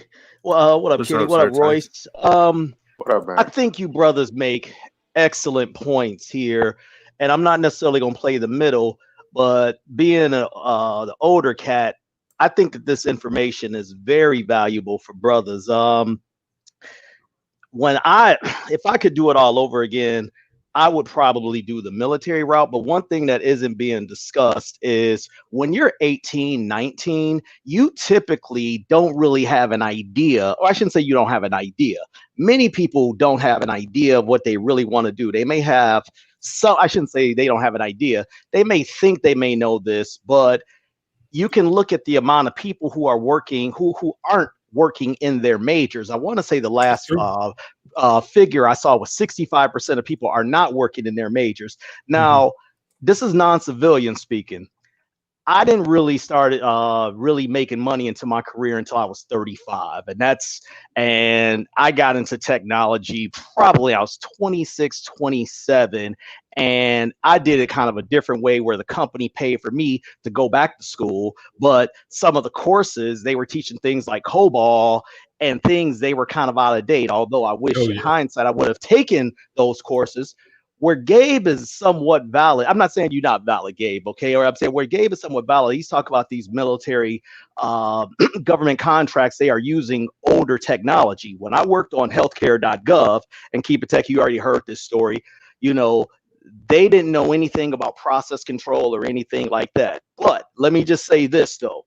If you have some direction, and this is why I'm saying that the information is very important to get out to brothers. If you have some directions, have some idea, you can definitely leverage the military to both leverage. Yeah, I think he's got you. Shit. Yeah, got you. Oh, we can hear you now. Okay, my bad. No, I'm trying this new headset and shit. Anyway, man, I was gonna say, if it's one benefit that you may have not mentioned, fantastic, that definitely factors with most people's salary, and that's healthcare. That TRICARE that the government have. Well, I don't know what it is now, but when I was working on these government contracts, I was like, damn, that you guys hardly paying anything on this, So I guess just my overall point is, and oh, by the way, one more thing. Gabe made an excellent point in saying we're more in a skills-based economy than even, oh, you got the certificate or you have this, you come in. The more skills you have, the better you can get yourselves positioned. But I will agree with everyone. I'm assuming everyone's going to say this, but particularly Royce, Gabe, and Fantastic had mentioned about the experience that you can bring with this skills, because in my opinion, especially in technology, one of the top skills is being able to troubleshoot. There's plenty of people who I talk to who, oh, I'm in IT too. What are you in? And I'm sure people are going to hate me when I say this. Oh, I'm in change management. I'm like, oh, or I'm a project manager, or I do incident management. It's like, get the fuck out of here or whatever. You just say red bad and then call me, which y'all was just doing in that scenario. I'll pass it off to Keep It Techie. Mm-hmm. What's up? Yeah, good points there, Sir Tyson. Salute Gabe, salute Mr. Fantastic, salute everybody on the panel. Mike down there, Kenny Conjo. So I guess I want to come at it from a slightly different angle, and I think what I want to, I guess, point out that I think that we should. Well, I'm not saying this discussion is not needed. I'm just saying that we should be pushing a lot more for people that are like in high school and all that stuff to focus on their grades, because like what G Lowry said in the chat, he said it's pros and cons, going in both directions. So I mean, you guys know I've been in the military. I served 14 years. I've been deployed. I've also, done contracting work as well. Things just need to start in high school. So as far as, especially if you're trying to go to college straight out of high school, because to me, it seems like the military is kind of a fallback, and based on how you do in college, because based on, and I can only go off of me and like the people that I grew up around. You know what I'm saying? The military was a good option because a lot of people, in the Black community, they don't take high school, as serious as they should, in order to get, scholarships and, grants and all that stuff. Well, you can get grants, but, scholarships and everything to pay for college. So, like I said, it's pros and cons on both sides. But one thing I also wanted to, clear up, security clearance. I remember, I think Mr. Fantastic brought up security clearances. Well, not everybody in the military gets security clearance. It all depends on your job. And I'm basing it off the Army. A lot of the jobs don't require a security clearance at the end of the day. So it's only specialized jobs where you can get that security clearance. So, and then also that goes back to high school. That's why I brought up high school. I'm taking it back there. But if you didn't do too good in high school, you're probably not going to do too good on the ASVAB. So you're probably not going to get the proper scores that you need to get into the IT field that you're trying to go into. You know what I'm saying? And so that's where the security clearances are. Or, if you go into, I forget the other fields, like the security fields, whatever they're called, those security fields that you can get into, that's where you get a security clearance over there as well. You know what I'm saying? But not everybody that goes in the Army or all these different branches of the military gets a security clearance. It all depends on your job. You maybe later on you can reclass into one of those MOSs that requires a security clearance. And it also depends on the position that you're sitting in. If you're like, I know for sure in the Army, if you're down at the company level, it's very limited on the amount of security clearance that are needed, because it's all need to know, you know what I'm saying? And so that's just another thing I want to bring up. And then also the ROTC program, I wanted to bring that up as well. ROTC program is available that allows them to, you can go into that program, and then when you complete the program, you get all your schooling, and part of it is like Army officer training courses. I didn't go through it, but when you get into that, you can get in on the reserve sides, and when you go to drill, you get E5 pay at that level. You may have seen those ranks with the circle, and I know some of y'all guys already know what I'm talking about, but the little dot, we called it the dots or whatever, people that's in the ROTC program. So, I mean, pros and cons on both sides, you know what I'm saying? Just do your research when you're going into the military. That way you don't get screwed by the recruiters, you know what I'm saying? Yeah. And at the end of the day, I know with the Army for sure, it's the Army needs at the end of the day. They gonna try to take you back there, and they gonna tell you, okay, yeah, you qualify, or they not even gonna tell you that you qualify for a better position. They gonna say, Nope. okay, these are the two jobs that you qualify for, and that the Army has available at the moment. And they're gonna try to push you to something. It could be like truck driving or something like that. And you a young 18, 17-year-old guy, not knowing what the hell you looking at, you end up signing up a 4-year contract for a position that you don't want to be in. You know what I'm saying? So do your research and force these recruiters to give you the information that you need in order to make the proper decision. So that's all I wanted to say. I'm sorry I was long-winded. No, go ahead, man. Hey, man, it's all good, man. Shout out to Gabe, man, good. for the 50 piece, man, for the big baller shot caller. Wanna be a baller. I'm Pookie Gabe. Up here getting along and having great convo support. Most definitely appreciate you, Gabe. And just to let me piggyback off of what Keep It Techie says, then we go to Kenny Conjo.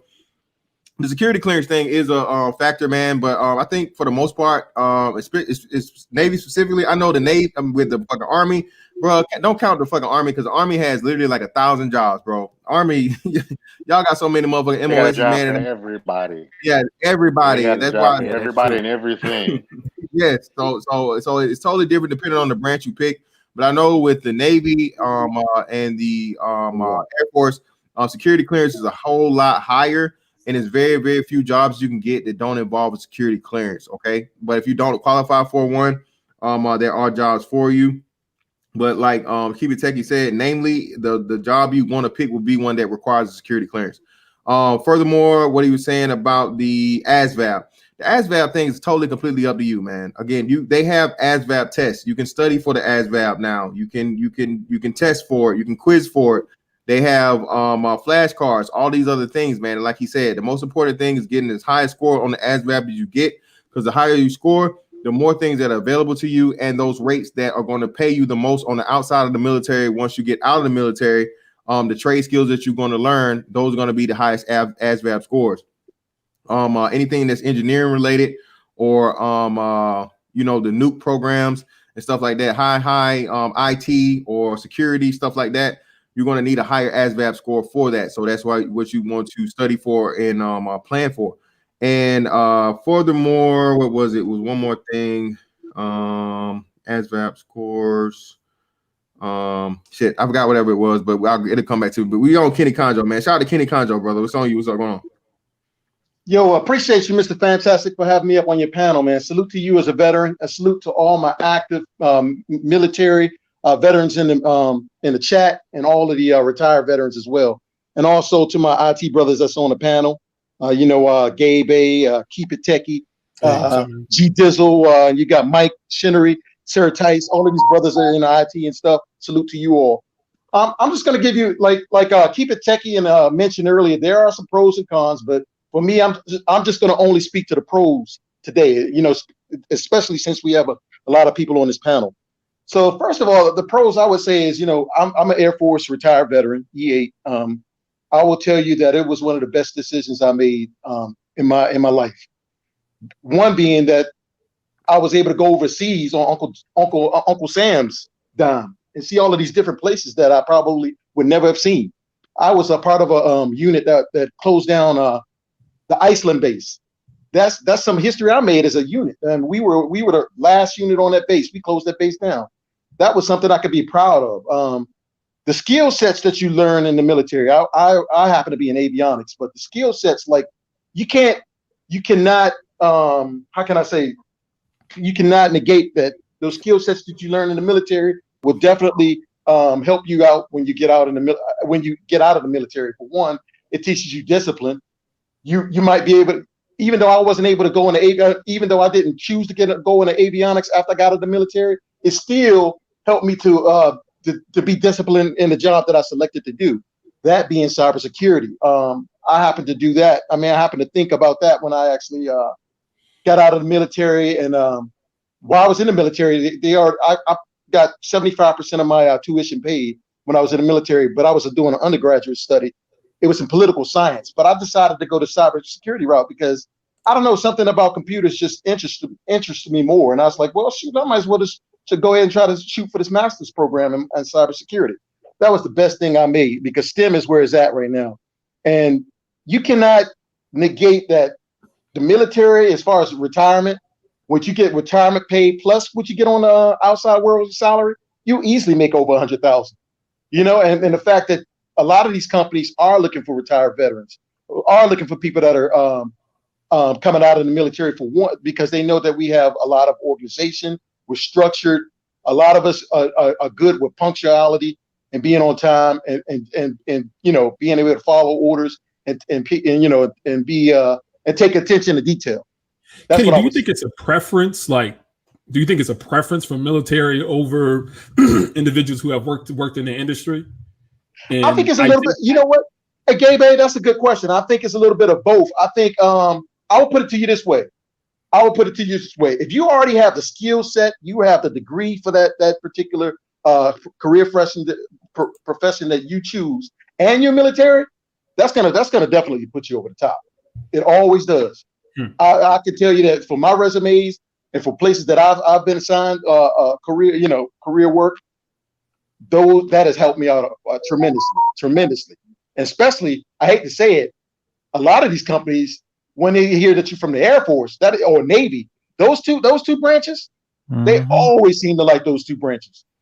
It's just my experiences. Yeah. That's what I would say. So I mean, other than that, like you said, I think Fantastic alluded to the VA loans. That's another thing. That's a great benefit, and the fact that you can pass on your GI Bill, your post GI Bill to your family members, whether it be your wife or be it your kids. You can pass those benefits on to your kids or your wife. That's an excellent benefit. So there's a lot of good pros that comes with being in the military and what you can possibly do when you actually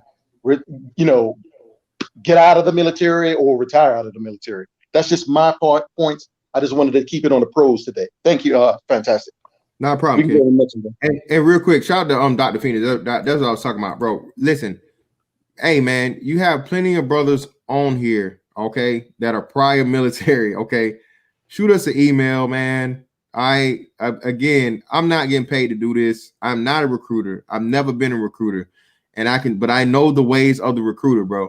If you're thinking about going into the military, whatnot, like Kenny Conzo just gave you the best information, and Keep It Techie did the same thing. Listen, bro, don't let these recruiters, finesse you. All right, don't let them do it. All they trying to do is get you in there. They don't give a damn what happens to you after the fact. Well, hold on, let me take that back. I'm not saying they don't give a damn, but I'll just say they're just trying to get you in there. Okay, they need the numbers. The recruiter has a fucking quota. Okay, you know how fucking people claim they don't have quotas for tickets and shit. All military recruiters don't hide it. They do have a quota. Okay, you want to be the top shit motherfuckers, putting the most people in the military, whatever branch it may be. Okay, so whatever it takes for them to get you in there. And this is why I'm telling you, brothers, man. I am telling you, brothers, to go the military route now, early, before this fucking debt bubble pops. Because after this debt bubble pops, everybody's going to be beating down the door of a recruiting station. And if you have any type of anything that they can use to deny you getting in the military, bro, they're going to kick your ass to the side and tell you, get the fuck out of my face. You can't get in, and not care. Okay. Because again, people are going to be coming to them. There are people that are starting to do it now. The smart people understand and see what's going on. If you're working a bullshit job, bro, any type of service job, McDonald's, you're waiting, or any of this shit, bro, I'm telling you, and you're like, especially young age, 18 to the 25 range, bro, 4 years is nothing of your fucking life. And 4 years is usually enough time for you to ride out any type of economic downturn, okay? I mean, but isn't that a little bit irresponsible, right? It's not irresponsible. Again, or Gabe, it's not irresponsible. Sometimes, Gabe, it's the safe bet that you have to take, and the reason double the reason why it's not irresponsible is it's going to pay off in the long run, Gabe. But you're saying for people to jump into the military in order to avoid an economic crash, not necessarily. Why would you not? So hold on, Gabe. Would you rather them gamble on trying to get a job and maintain a job during an economic crash? When again, Gabe, all the numbers say this, Gabe. Small businesses have been reduced by I don't know how many, okay? So the chance of you starting a business right now on your own from scratch is extremely, extremely risky and ill-advised unless you have an enormous amount of fucking capital to fucking lose and risk and that you can afford to risk, okay? But if that's your primary concern, where is the serve and protect and wanting to protect people? Where's that at? Well, is it just to duck and dodge an economic crash? Well, again, everybody joins the military for their own personal reasons. You don't have to join the military for willing to die for your country, bro. That's a common misconception. I didn't. No, I'm just asking. I'm telling you, I did not join the military to die. Okay, that's not what I did. That's not the reason I joined the military. If anybody that has or they does, hey, I'm not knocking you. More power to you, brother. But I did not join the military to die. And I can promise you this one. no matter how much these people claim patriotism and all this shit and so on and so forth, if you stop the checks today, people will not show up tomorrow. How about that one? That's what I'm trying to tell you, bro. Listen, I'm not fighting against the reality of it, but all that patriotic shit sound good, man. But I can promise you, if you did this shit with no payment or just the bare minimum of survival, and you stayed on base, and that's all you did, and so on and so forth, you were nothing to do but serve the country and shoot motherfuckers down across the world, bro. The numbers would decrease dramatically. I'm not even saying necessarily combat, fight, and risk your life, but like protect and serve, like you service to others. Majority of them don't. That's just nothing. But Gabe, I know it's cops, but I'm saying that's Gabe. Yeah, Gabe. I'm just asking. Oh, that's what I'm trying to tell you, Gabe. Very, very few MOS's jobs, rates, whatever you want to call them, have anything to do with serving and protecting. You have everything to do with, like I said, the IT guy. He's not really doing anything of serving and protecting, bro. He's keeping everybody's emails flowing. He's keeping the fucking server running. He's keeping what's name. We have these people in my job called AZs, legit AZs. AZs pretty much have this system where all they do is track the maintenance that's being done and keep that shit flowing.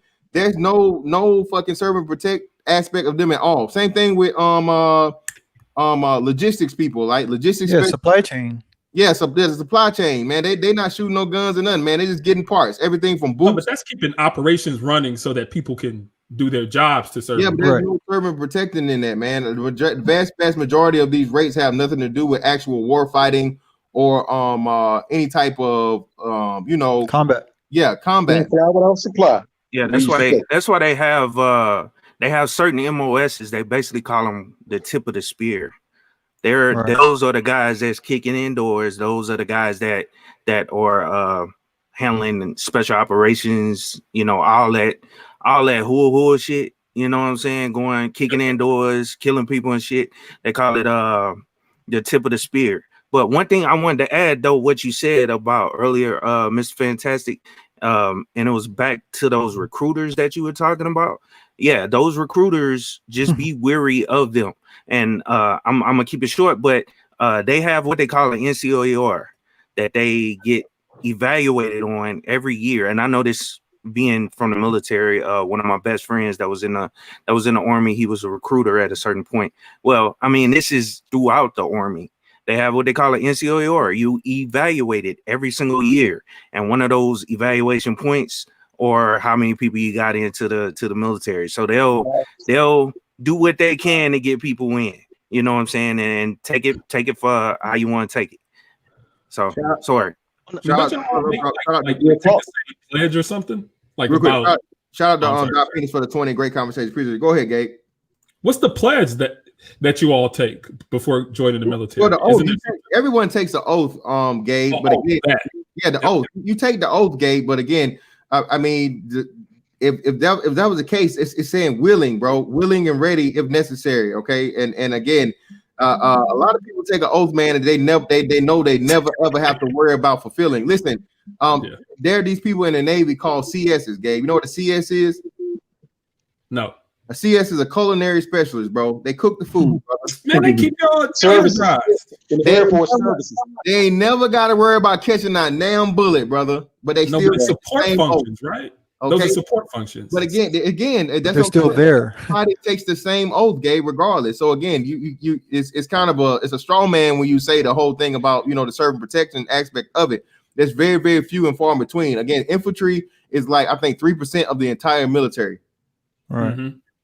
So if you want to sign up for that, hey, more power to you. You can go get it like that. If you want to kick indoors and wait the 4-4 and all that bullshit, hey, by all means, man, it's on you. But it's not even necessarily that. It's that whole service thing, right? The military is supposed to serve the civilians. You serving somebody, brother. What you mean? You're in service, brother. Shout out to any of you, man. Somebody pays you to work the same way the military. It's the overall mission perspective, Gabe. You got to look at it like that. Sure. When you think about whatever job specific you are in the military, you're going to serve for the big mission, the overall mission. Whatever that mission is. I'm hearing from Fantastic is that he's recommending that dude. He said, "Yo, get in the military so you can avoid this economic bubble bursting." Yeah, because I mean, where is the service in that? How is that not sound advice? It's service. Because again, Gabe, this is what you don't know, Gabe. Gabe, it's a saying that says, "Hey, get everything out of them because they're definitely gonna get everything out of you." Oh, I don't doubt that.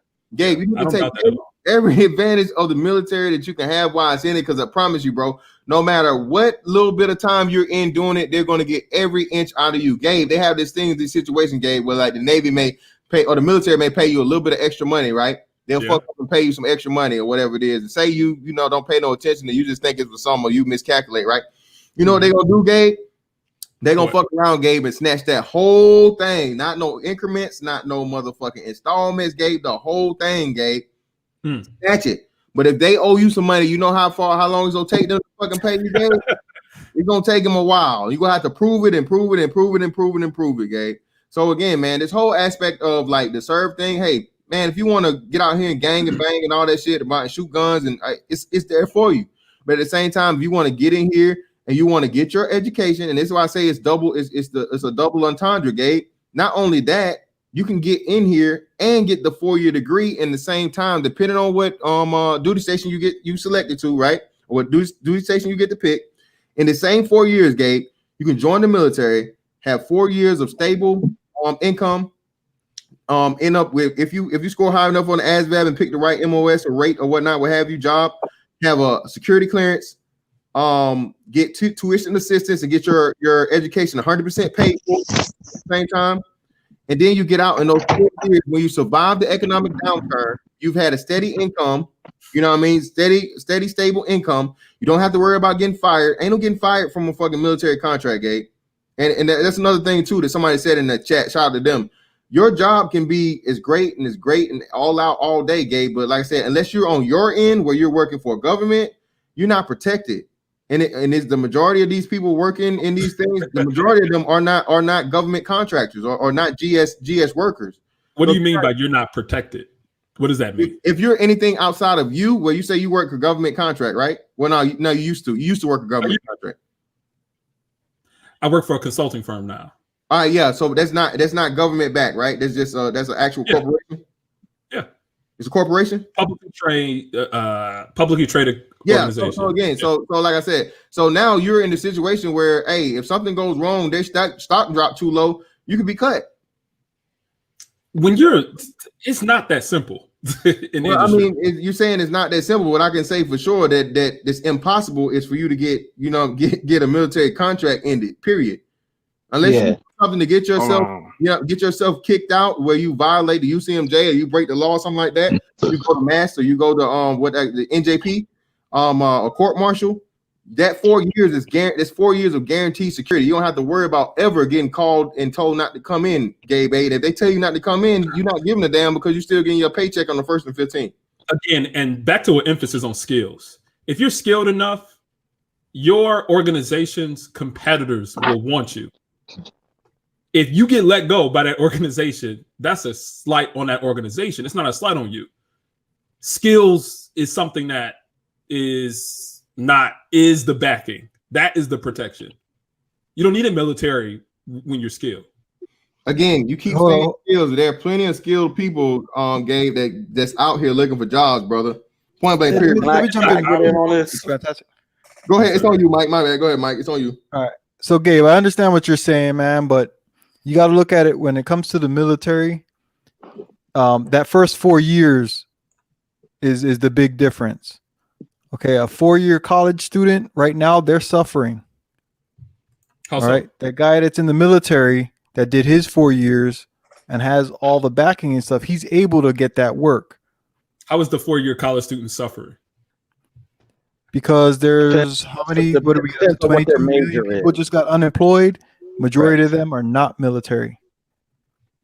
Yeah, bro. Gabe, the highest. Unless you have a full scholarship to a college, then you like not that much in good shape. Well, even if you got a full scholarship, that don't mean you working, bro. Full scholarship pays your. Well, yeah, it don't pay you. It doesn't pay you. I can speak to that.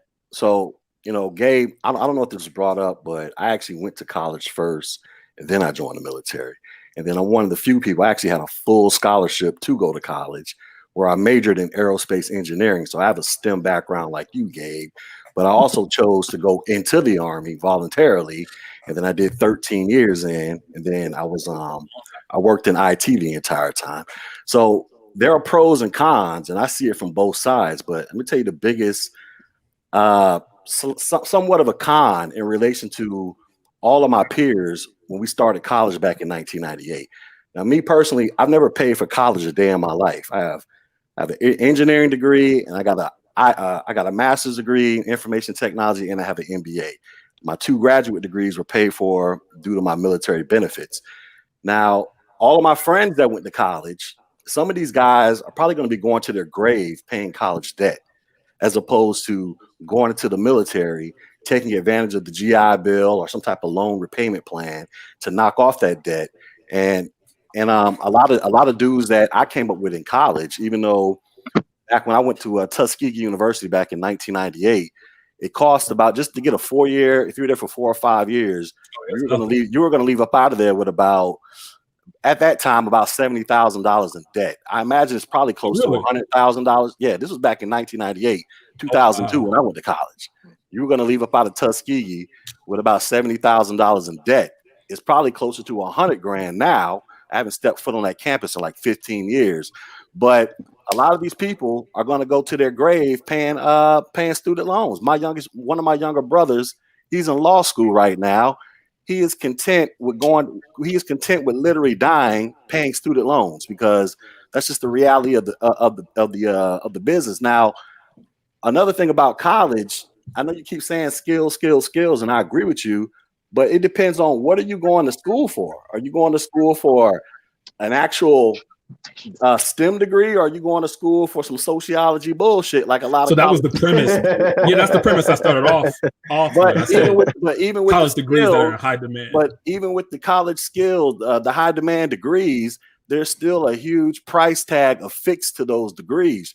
You want to get a medical, let's not even talk about becoming a damn doctor and how much it costs. You talked about it earlier. School. Yeah, well, I'm just so you know for a fact, you're going to be walking up out of there with about $100,000 plus in debt. Even if you just have an engineering degree, you're going to be walking out of there with close to $100,000 in debt just to get it. Yes, you are. I know people like that right now, Gabe. What are you talking about? That's not common to walk away from college with an engineering degree with 6-figure debt. That's more common for medical degrees. Well, I don't know exactly how much.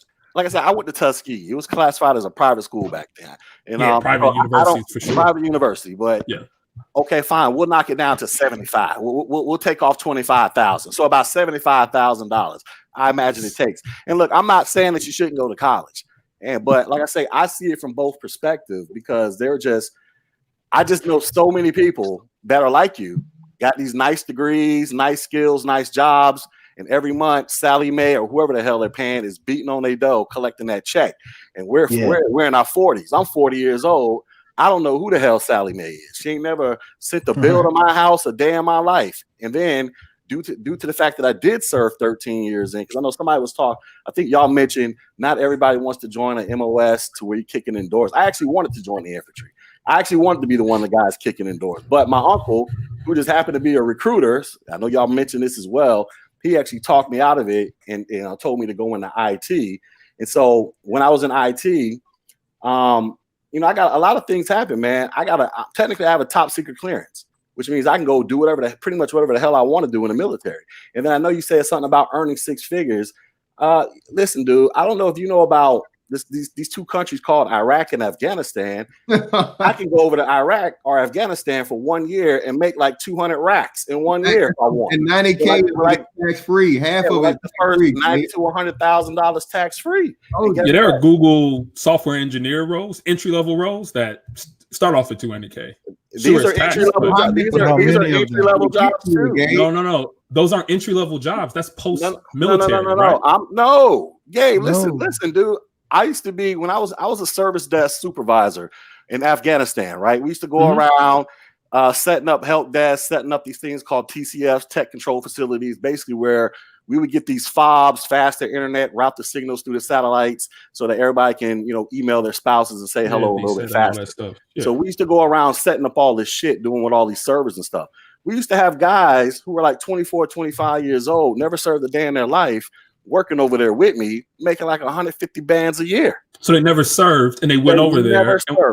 So that's So that's right there along the lines of my experience. Well, no. Well, what I'm do you saying, mean? yes, it's along the lines, but these guys also never went to college, so there's like even a middle ground for this. Some of these guys didn't go to college; they just went and got like some basic entry level IT certs, and then applied for a job overseas, and then they were over there stacking, you know, a few $100,000 or whatever the hell they was paying. But then we had a lot of guys who did like 2 or 3 years in. I met this one cat when I was in Afghanistan. He served like 2 years in the army, got out, went right back over to Afghanistan, and they was paying this dude like $200,000 a year. He was only like 26 years old, no wife, no kids. When I met him, he had been over there. He's not talking about military, fantastic. He's talking about dudes that didn't serve in the military. No. This guy did serve. No, he did serve. Gabe, clean out that. Wait. So people who serve, I don't think you understand what I'm saying, Gabe. No, Gabe, I need you to take the $100 bills out your ears, Gabe. No, Gabe, you don't understand what I'm saying. I'm not arguing for just to be pro-military. I'm not saying that it's bad to go to college. I'm saying that there are pros and cons in both, and there's a middle ground. But the opportunity that you're speaking of is one that is available to military and non-military individuals, right? Yes. Exactly. Well, no, he said yes. Hold up. Fantastic. Technically, that's correct. It is depending on the clearances and stuff. Take those $1 bills out your ears. Fantastic. This is why I'm gonna disagree with G. Lowry, because this is what I'm telling you. Oh, here we go. You don't have the network, Gabe. The civilians, non-military motherfuckers don't got the network, bro. Listen, yes, they do have the network. Bro, what are you talking about? Listen to me, bro. I'm listening to me. Trust me and trust me when I tell you. Listen to me, bro. You don't have the fucking thing because a lot of these shits are military oriented. A lot of it is military this, and what I'm telling you is that there are senior people and people that are ex-military that know about these jobs that are like, hey man, I got a job for you. You know how many people that told me this shit, bro, over 17 years in the military? Hey man, if you ever think about getting out, bro, holler at me. I got something for you already. You're not getting somebody that's a fucking 2-year or a freshman or a sophomore in college. You're gonna have somebody walk up to them and tell you, hey man, I got $100,000 job waiting for you no matter what you do. As soon that happens all the time. All the time. It happens all the time. Hey Gabe, I gotta jump in on this one. You're acting as if everyone is going to be qualified. Hold on.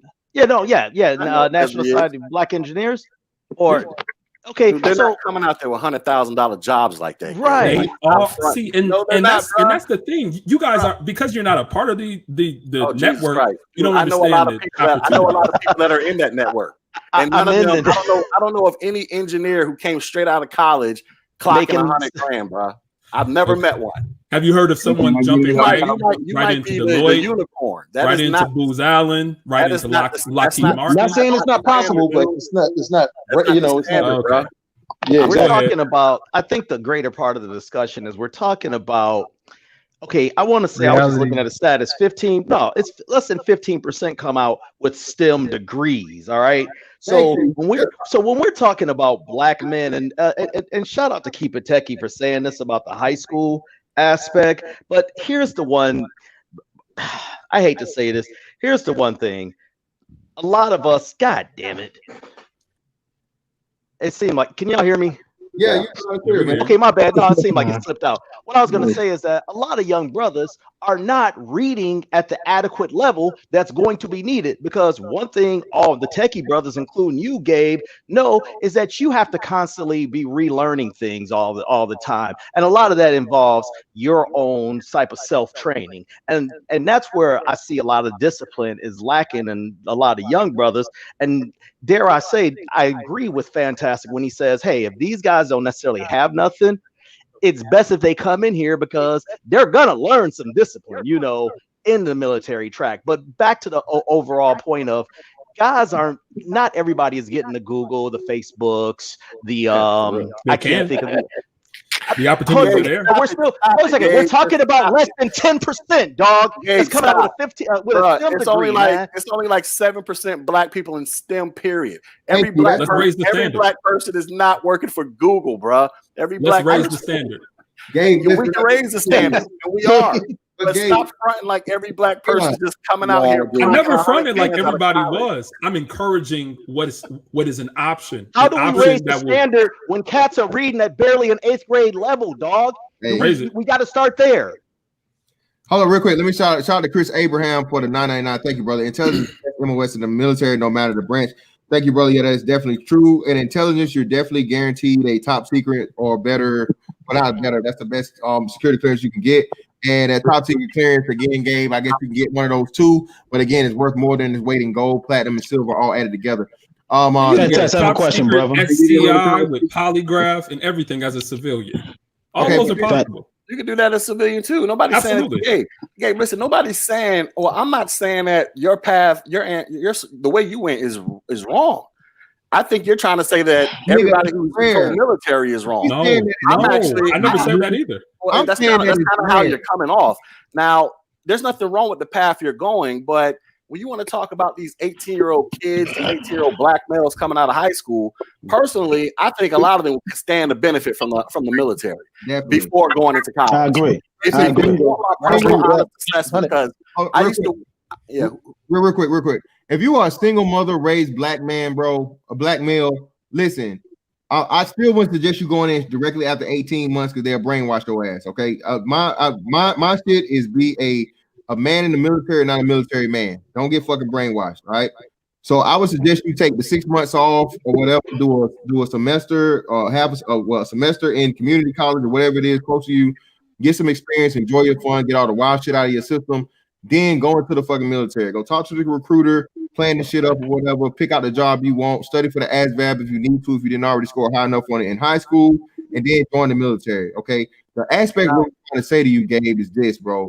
You are unique. Your path is very, very unique and rare in the black community. But it is possible. But very possible. Everything's possible, man. As a math guy, Gabe, what's the other side of that word? It's possible and probable. It's not probable. You're not probable, brother. You're an anomaly. And what we're telling you is this: is that the military gives a brother the chance to be on your same path with a lot more security and a lot more increasing the odds by tens, if not hundreds. That's what we're trying to tell you. Hey, fantastic. Quick question, brother. Yeah, go ahead. So, as I told you, I'm trying to get back to the Navy. So I'm trying to go in as a CS culinary specialist.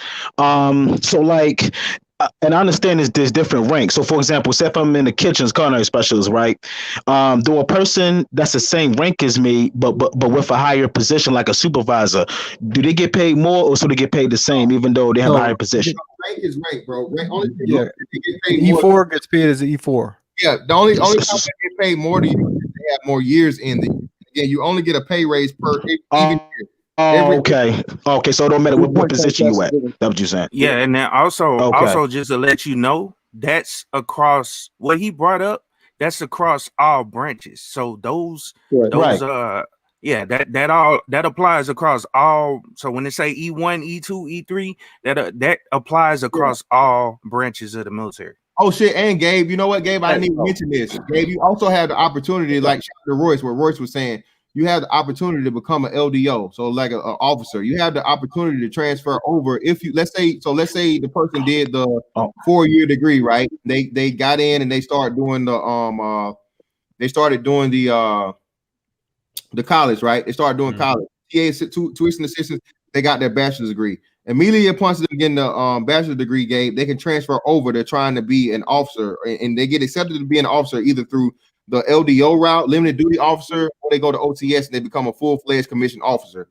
Now that jumps your pay exponentially. Hugely. And your network. Hey, hold on. Speaking of jumping pay, G, let me ask you a question. Yeah. Can you hear me? The forces. All these military. Dude, I'm not a military dude, dog. Come on, man. Hey, G, you did a very unconventional route that I haven't, that I would like more brothers to consider. You mentioned that you did 4 years of school and then you chose the military. Like, what made you do that route? And then was it better for you? He went GS. He was a GS route throughout his college, so he never went military, but he was GS. Well, I'm saying, no, he said he went to college first. No, I went to college first. Yeah. Right. No, the reason why, because I always wanted to join the military. Because if I hadn't won my scholarship, I was going to go into the Army straight out of high school. Anyways, okay. So it was something that I always wanted to do. My bad, G. I thought you were saying Gabe. Hey, so G, Hey, so G Loud, why didn't you try to get commission, man? I mean, because you'd already graduated from university. I'm surprised you didn't try to go commission. Here's the real reason I didn't get commission. I'll be honest. I was having too much fun as enlisted. I was out there banging chicks, doing all kind of shit. You know what I'm saying? And just wilding out. And I got a bunch of friends that got commissioned. Matter of fact, one of my best friends, he's a lieutenant colonel that works at the Pentagon right now. And we came in the Army at the same time. He came in as a lieutenant when I came in as a specialist. But his path, being that he was a commissioned officer, was way more strict. Meaning, I can go out there and punch somebody in the face, and then I might get hit with some extra duty or something like that. He goes out there, punches somebody in the face, they kick him out the military. Right. Gotcha. Can I hop on? But getting back to Gabe, man. So Gabe said something. He was like, we need to raise the standard so that we could produce more little Gabes to come up and go the path he's right. And look, I'm not knocking that. I didn't say that. I didn't say nothing about producing little Gabes. I just said that. But here's what I'm saying, right? Gabe, so you got an engineering background. I got one as well, even though I never used my degree. Now, here's what I'm trying to say, Gabe. You want to change the path, you're going to have to change this mindset with these kids in elementary school, bro. Because you're not going to take some kid in high school who barely graduates high school, who's really not a fan of math, and then expect them to go to college and excel in learning calculus, statics, and all this other crazy shit we had to learn when we was in school. That's just not a reality, bro. You're going to have to change that mentality from the moment they start damn kindergarten if you really want to produce more little Gabes in the future. Can y'all hear me? Yeah. What up? Hey, how you doing? Fantastic. This is Biological Force Field. How you doing? I'm great, brother. How about yourself? Pretty good. Like, I just wanted to comment on something. I had said it in the chat, and I said that you was bugging, but this is what I want to comment on, right? What I was saying was, I don't know if anybody's ever explored this. I don't know if you ever explored this. If you ever read up on this, but one thing I always like to take the time to read about Black people's history in America. And one of the reasons why I'm against particularly Black men joining the military is that untold scores of Black male veterans have been murdered by white moms and have been killed, lynched by the U.S. government. Whoa. Okay. Wait, what? Hold on, wait, no. He this is the dude that made the comment in the thing. All right, brother. Okay, you done with your statement? Let me know when you're done so I can respond. Well, only other thing I was saying was this, right? Now, I know the military has granted, quite a few people over the decades in the United States of America a path to a middle-class lifestyle. But what I'm simply saying is, why particularly would Black men join the military, and Black men have been the target of untold levels of disrespect, animosity, murder, brutality from white mobs and the actual U.S. military itself? I mean, we're in 2020, right? That's going down in the military. All right, so hold on, bro. Let me help you out because now you're repeating yourself. So you didn't have anything new to add. So let me reply to your question. First off, do you know what the number one killer of Black people is in the country, brother? You talking about right now in 2020? Yeah, just period. Yeah. Do you know what it is? Dysfunctional Negroes. No, that's not even diabetes. It'll be heart disease. It'll be heart disease. Diabetes. And diabetes. Heart disease and diabetes. So, brother, by your logic, are you banging on dudes that are working at McDonald's, Krispy Kreme, Popeyes, Burger King, anything that helps promote heart disease and diabetes, brother? You said, am I banking on what do you say that again? Are you challenging them? Are you going to the McDonald's and telling the brothers to quit their job, take off their McDonald's shirt, get off the fries, get off the grill, get from behind the register and march out of their job right now? Are you doing that? No. Why not? Well, first, as far as a health condition, I didn't know that was you said that was the leading cause of death of African Americans. Hands down, without a doubt. It's definitely heart disease. Yeah, absolutely. No, I didn't know that particular part, but no. So you're welcome. Hold on, wait. So this military guy just taught you something for one. So you're welcome. Secondly, let me tell you this. I've been in the you know how long I've been in the military, brother? 14 to 15 years. 17 years, bro. 17 years. Am I dead? No. G. Lowry, you dead? I don't think so. I think I'm still here. here. You dead? No, I've been doing this for 24 years, so and I'm not there yet. Plus, two, let me add this. Fantastic. I've been to 6 different combat tours, and it's not what a lot of people think.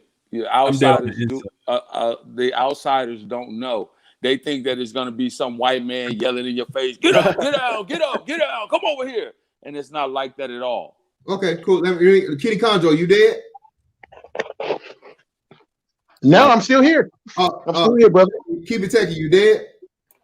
Nah, I'm good, man. Okay, all right, brother. So again, I'm really not trying to do this to clown you, brother. But again, man, I understand. And my brother, my biological force field. What country are you in right now? America. Why? Because this place I was born. Okay, why don't you move? Hey, you're not addressing the question. Maybe you didn't really understand. Hold on, maybe you really understand. Brother. I kind of do this for a living. I'm very, very good at debating. I'm very, very good at breaking down people's I'm not really trying to debate necessarily. I was just stating an opinion. I was stating my opinion. Can I say something in regards to this whole racism thing that he tried to bring up with the military? So I listen. We're not the Tuskegee Airmen. We're not in the back in the day. We're in the year 2020, and I'm saying this for a reason. Now, the military, especially because I served 13 years in, it is extremely hard to be a racist in the military. And what do I mean? Yeah. If they find out that you support any type of white supremacy or you're a racist, they will drop everything and kick your ass the fuck out the military with the quickness or lock you up. Like you really gotta go above and beyond to conceal your so-called racism in the military. Is that to say that there aren't racists in the military and somebody trying to hold a brother man down? Yeah, there's probably going to be them clowns in there. But they are nowhere, at least when I was in, and I was in from 2002 to 2015, they are nowhere near as open in your face and just blatantly racist in your face like that, because there are like real severe consequences. You know how the cops have this blue wall of silence? There ain't none of that shit in the military. Niggas drop dimes on people all the time, B. You fuck around and do something, somebody's going to tell the colonel, the first sergeant, whoever on your ass with the quickness because they ain't trying to fuck their paycheck up. And if it's any proof whatsoever to it, you are out. You're done, without a doubt. So again, let me. I'm not dodging your question. I just answered like 3 of your questions, and I proved everything you said wrong, and I'm just going to, top this off. No, you didn't understand. You didn't let me finish. You didn't understand what I'm trying to. The point I'm trying to get across. Well, go ahead. Go ahead, brother. Continue. What I was saying was like, let me be a little bit more specific, right? What I was saying was, for an example, in this article I read by the Equal Justice Initiative, they were saying how throughout the course of decades between Vietnam, World War I, World War II, and after the Civil War, how many black veterans were targeted for violence. I'm not saying that the military is necessarily a bad option. What I was saying was, why would you want to serve a country where black veterans have been murdered by white mobs and killed in court-martial by the U.S. military, for example, when they fought back against white mobs and the military turned on them and court-martialed and lynched them within a couple weeks to a month. That's all I'm saying. Again, brother, you would definitely have to show me where there have been any fucking lynchings by the United States military for black men. I need to see proof of that first and foremost. I need to see. Okay. Well, brother, I let you speak. Let me speak. Well, why would you want to work for? If you're gonna go by that biological, whoever's talking, why would you want to work for any damn corporation in America if that's your logic? 90+% of corporations. America has a historically fucked up racist past towards black people. So you shouldn't be working for nobody. Are you an entrepreneur, brother? Yeah, technically. And then also, oh, sorry. Real quick. So biological. Are you an entrepreneur, or do you work for a corporation? What I was simply saying is, why is it that in America? We're asking the same question over and over again. We asked you a simple question. We respected your questions and we answered them. We're asking you, are you an entrepreneur or do you work for any American corporation? I'm gonna respectfully decline to answer that question. Got kind of even if you're an entrepreneur, you're going to be dealing with customers, suppliers, what have you, that may have had connections to a racist past, even if you're insurers. I just want to add one thing into this. It was this type of rhetoric, and I was young and impressionable, that actually kept me out of the military, okay? And this is exactly why I say panels like this is very important, that we're hearing from actual brothers to just hear of the myriad of options that brothers do have versus this spookism that keeps us not from trying things. And I want to say one more thing on this. When I first got into technology, cats was like, they ain't gonna let you touch them computers, or they like, what are you talking about? You know, yeah, just because you know SQL in class, they ain't gonna let you black. And we talking about in the 90s. I was actually hearing that from these guys I grew up with. So there you have it. Hey, let me also, can I say this right fast? I know this sounds cliche. I know it'll be a second, General. I just wanted to just make this statement. I mean, how do you think you make change in something? You have to make a change from within. So that's how you make a change in the military. Or, I mean, it's 2020. That's all I wanted to say. Go ahead. Hey, from the black men I've seen who talked about how they joined the military, upper people who are like generals and lieutenants and stuff, they're literally saying the same thing. Not what I'm saying, but they're saying that they still in some facets they deal with discrimination. What I was saying, I wasn't talking about like right now in 2020. I'm talking about all the veterans that black America has screwed over. And the other thing I was saying was a lot of people who joined the military, or either black men who joined the military or the police force, they really don't have any power. I think it was you that said to keep it techie, like how do you make change? But a lot of black people who joined the military or the police force, they really don't have any power to make any change. Okay. All right, man. Hey, listen. Hey, Hold on, wait. General, we about to go to you, but brother, this is what I say. Hey, I'm gonna drop you down, man, because I got people trying to get in, and I'll bring you back whenever whoever's done. So I'm not kicking you off for the sake of kicking you off. I definitely want to continue this conversation. I'm even willing to, once everybody else is done, for us to have a one-on-one, because again, man, it's so easily to dispute and disprove a lot of the things you're claiming in the rhetoric. But again, we've asked you all the questions, and you've yet to answer any of the things we asked you. But you didn't answer the question I was trying to ask you. I said, why would you want to serve a country that disrespects you? And then what y'all are saying, well, all companies disrespect. Okay, well, first off, this is what we're gonna do. We're gonna respect each other, brother. I'm not gonna overtalk you, just like you're not gonna overtalk me. I haven't overtalked you, did that, period. So let's keep this respectful. We did this all night, so we're gonna keep that same vibe. Before I first came on, you was trashing me when I first came on when I made my comment. Okay, well, it's not trashing you. It's, again, if you're gonna get sensitive, man, and me countering you or me challenging your questions, hey, man, you might not be built for this. But again, no. Listen. Before I first came on, sir, you said that, I'm gonna come on, act silly and act wild, and I'm not doing that. Your question is silly. But let me answer your questions you claim I didn't answer. The reason why I would do it is because black men get disrespected every day in every facet of life, whether it be military, whether it be corporate, whether it be private, whether it be whatever. So if I'm worried about a little disrespect, and I'm going to literally prevent myself from surviving by making money, that would be extremely silly and irresponsible, not only to myself, but to my family and the people I have to take care of and the people that depend on me. That's what a man is supposed to do, right? A man's supposed to protect and provide. You can't do that without some source of income. And again, just like anything, I just educated you to something that you were that, it's common knowledge, but you were unaware of.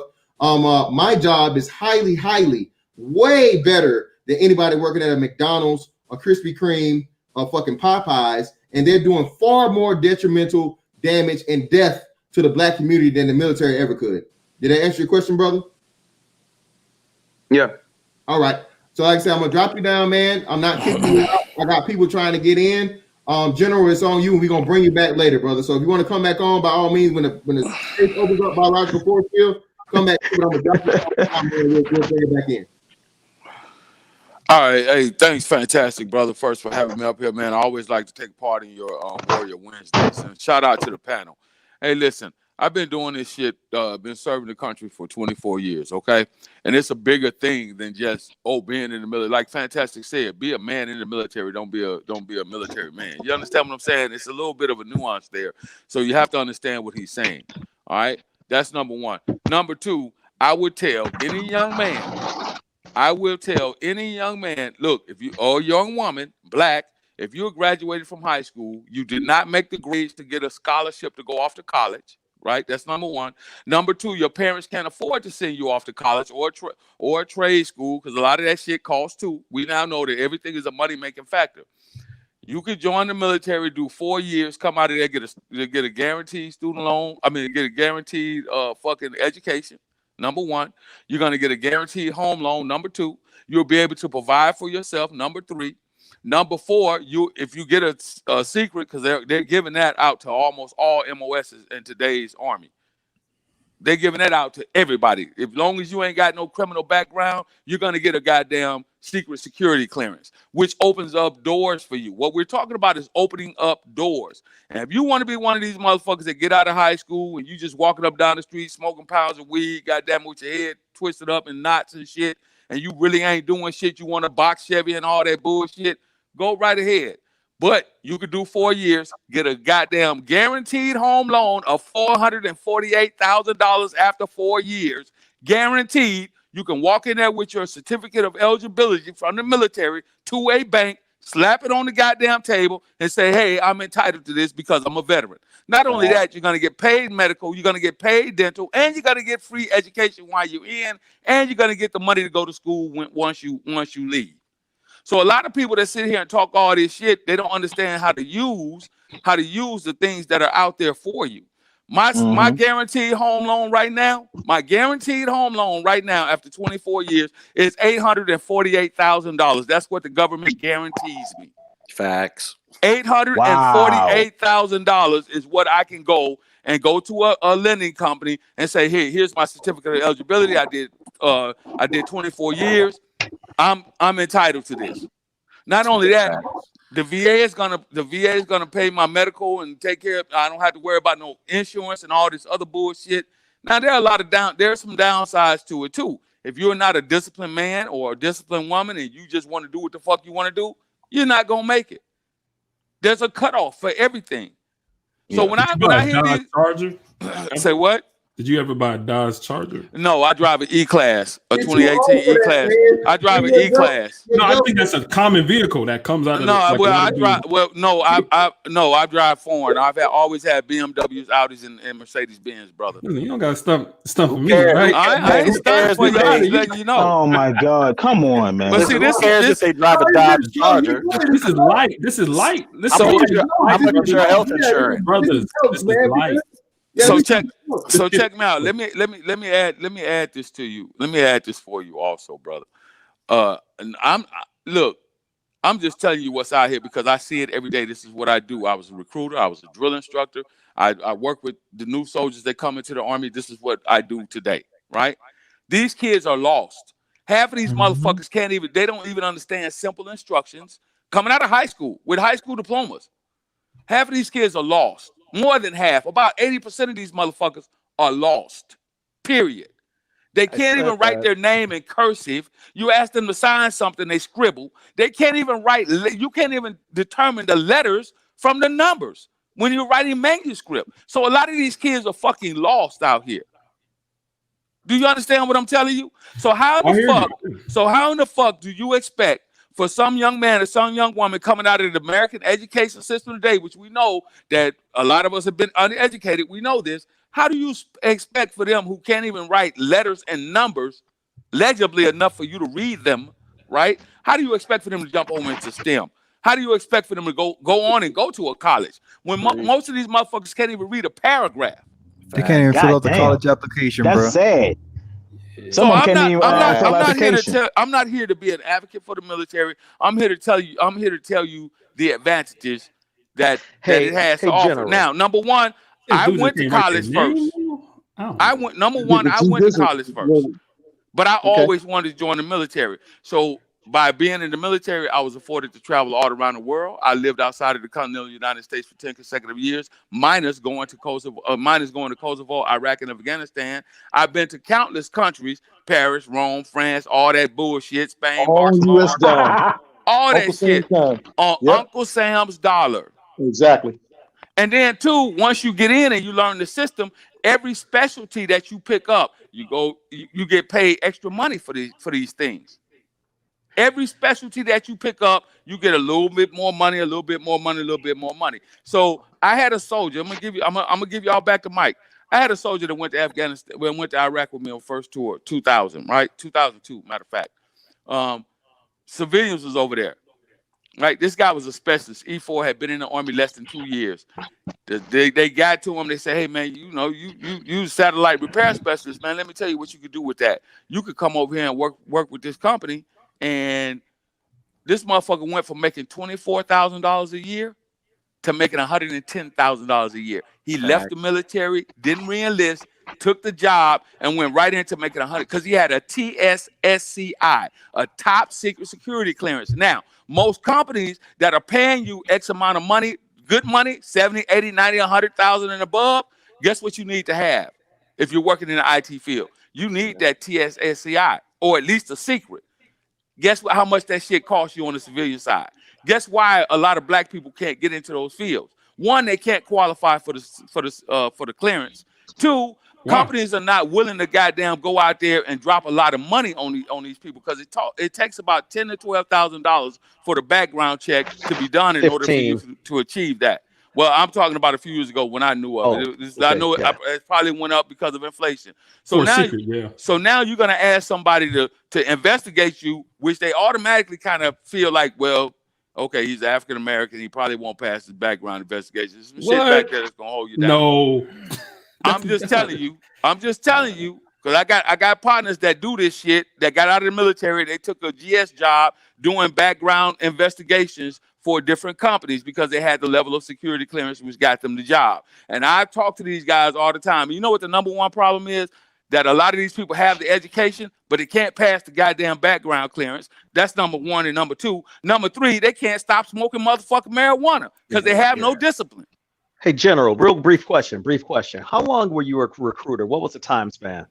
I was a recruiter from 2004 till 2007.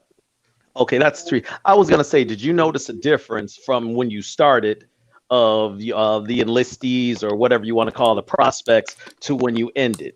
Because I know a friend who did it for 10 years, and he was like, dude, I used to have. He was like, I could get at least 5 recruits per school. I'm lucky if I get one. Can you shed some light on that? Yes, because here's what happened. I had one of the toughest areas to recruit in. I was recruiting out of Brooklyn, New York. And you know how them New York cats are. You ain't gotta say no. You ain't gotta say no more. B, go ahead with that shit, B. So what I would do is I would take my personal laptop and I would show them things that I've done in the military. You know what I'm saying? Like different places I've been, different countries I've been to. I would actually drive my own personal car. I would show them pictures. Hey man, look, this is what happened with this. I was in Hawaii. I've been to Paris, Spain. Look at all these bitches. You know how you get niggas. There you go. That's what you need right there. But I also kept it real. I also said, look, guy, you're working at fucking Burger King part-time, getting 22 hours a goddamn week, making $9 an hour. You got 3 kids, nigga. And you 22 years old. Now, if you do this, you could get this, and this. You'll get the BHA. You'll get fucking medical and dental for your kids. You'll get that free 4-bedroom house. Yeah, you get all that. So I do want to push back on one of the points, because I think that one thing that keeps being brought up is the idea that you join the military and you're able to travel, and that people within industry. Well, the thing about it is that people within industry are able to travel also on the company's. They got to get there, Gabe. That's the thing. Not everybody. It's not difficult to get there. Like have you ever heard of like company credit cards? Like no, like Gabe, free flights and all those things. Most black men are not getting to the industry. That's the problem. Thank you, man. It's not an idea of most black men. but it's an idea of, hey, this is an option for Gabe, black Right. men to get Gabe, into. So So that's we're what I'm saying, speaking of. And no, Gabe, Gabe, what you're missing is today, today, it's an majority of option. black Not men, yesterday, a year ago, right? That's what I'm Today, saying. yesterday, it is an option. But Gabe, again, it's not about it being an option, brother. We talking probability versus possibility. The probability tells you this: black men are not enrolling in, or not interested in, or not getting involved in STEM or high level degrees like that. So what the cheat So code? what is NASB then? Huh? What is NASB then? What is the National Society of Black Engineers? It's a very small group of the whole American. Small group of black men. That's what it is. A very, very small percentage. I promise you that one. It's a very small percentage, but it is an organization that's open. Right, Gabe. To black men. The only thing that I would tell you is this, Gabe, and I'm gonna pass the mic and I'm gonna go on mute and just listen in unless somebody got questions. This is what I would tell you. If you look at what's out here in society today, right? Pre-COVID-19, as I stated to you a moment ago, there are young men and young women that are walking out of high school with high school diplomas and they're reading on their 4th and 5th grade level. The vast majority of them. There are young men and young women out there today that when you ask them to print their name, you can't tell the difference between the goddamn G and an 8. They can't write. They can't even write numbers.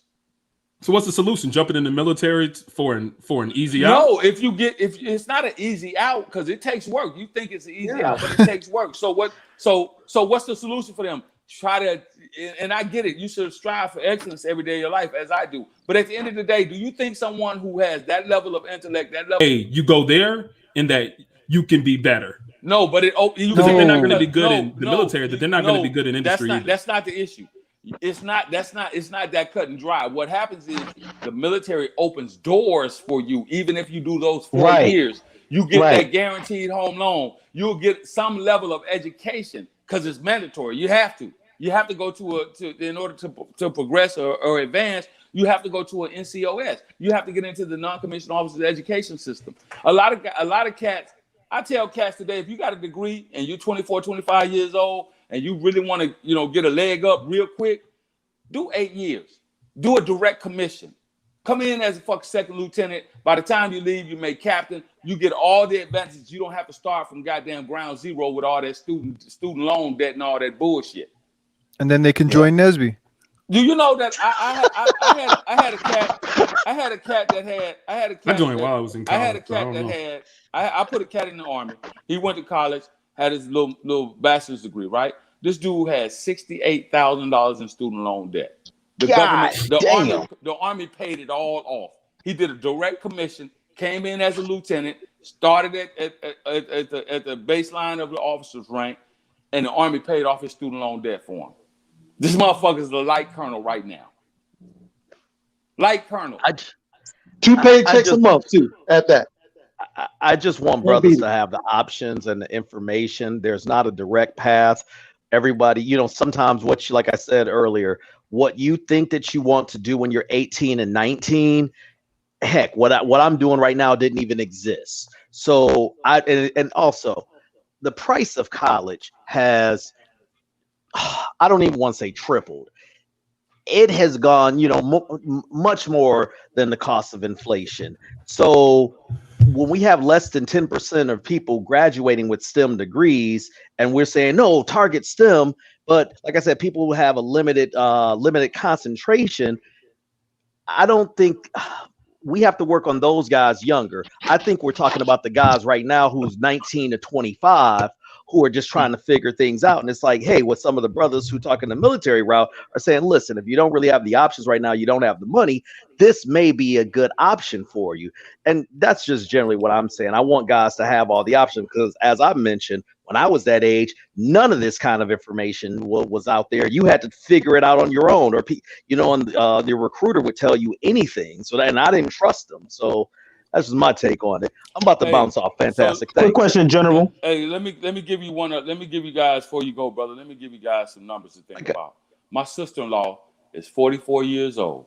My sister-in-law, she retired as a major. She sits at home and makes $17,500 a month. retired at 44 years old. A retired major out of the Army. $17,000 a fucking month sitting at home checking her fucking email to make sure she gets her pay. I don't hear nobody saying nothing. Damn. Is she 100% disability too, or Yeah, how she got 100%. Okay, that's what I figured. I'm like, she got damn. She got 73% of her base pay, and she's Okay, 44 years. Is that after taxes or before taxes? She's 44 years old. I don't want to get into the nuance of it. I'm just giving you numbers that I know. What I see.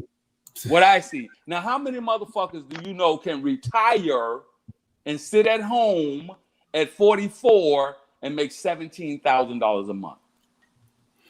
I'll wait. Yeah.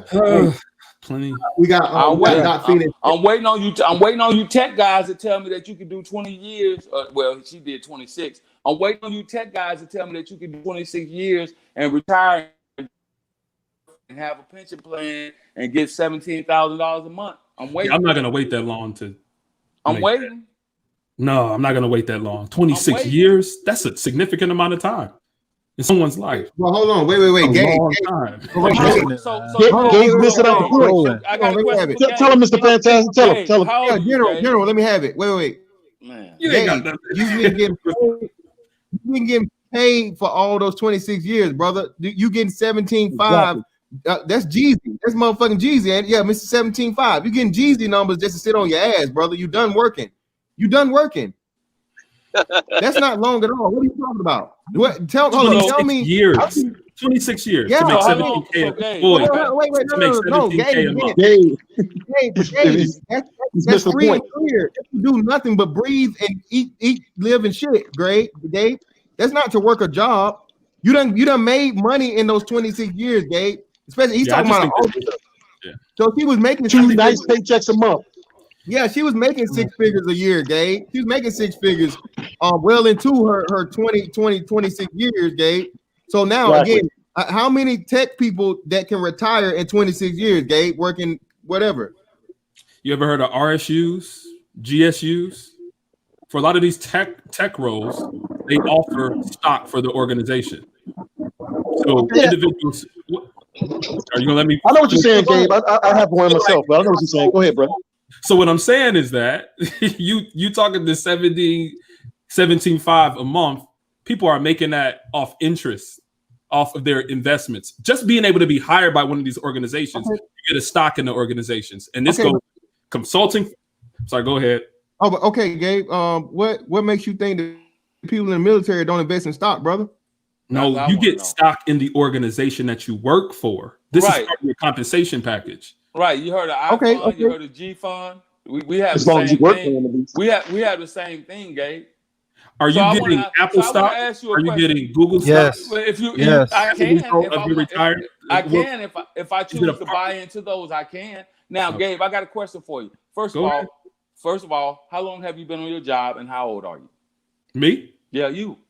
So I've kind of went from organization to organization. No, that ain't what I asked you. I asked you how long have you been in the field?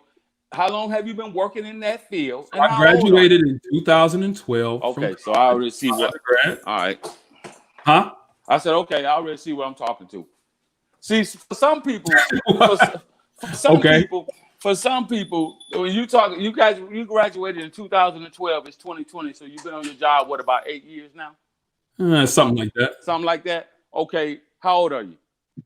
32. 32. So let's just say 32. By the time you turn 42, is 10 years. Are you going to be ready to sit down and draw all your money down and be able to sit back and live life and draw in $17,000 a month? By my 10 year, yeah, absolutely. Okay. Hey, General, quick question, big dog. Fantastic too. So, besides going to all, which is okay. Damn. Hold on, bro. So, General, so besides going to officer school, how easy or how can you rank up to an officer from an enlistment, like from an E1, E4, E9, and all that? So I can go to an officer while you're already in. Well, there are timelines and there are restrictions on it. So if you are under the age of 30, I think it went up to 35 now. If you have a degree and you're under the age of 35, you could do what's called a direct commission. right? Okay. You can go see a recruiter, and they don't tell a lot of blacks. This is one thing that I found out during my recruiting time. They don't tell a lot of black people this, right? They'll tell whites and they'll tell some, some Asians, but they very rarely would mention this to like black people, right? Straight up. So, for example, I had a kid that came in. This motherfucker, he was like a semester from having his master's degree, and I said, "No, man," I said, "I can't, in good faith, put you in the Army as a specialist because you have a degree on the enlisted side. What I can do is I can try and get you a direct commission." So we filled out the paperwork. I went to the recruiting command officer and I said, "Hey, this guy has a degree. He has, made the cut, made the grades." I said, "He wants to do a direct commission." They did a direct commission for him. He went to OBC. He went to officers basic. Instead of going to basic training, he went to officers basic candidate school. Yeah. And a lot of times, you can actually have a degree, and they'll send you to what they call a Midwest point, which is the military academy. They'll send you to a Midwest point for 18 months, and then you'll commission out of there.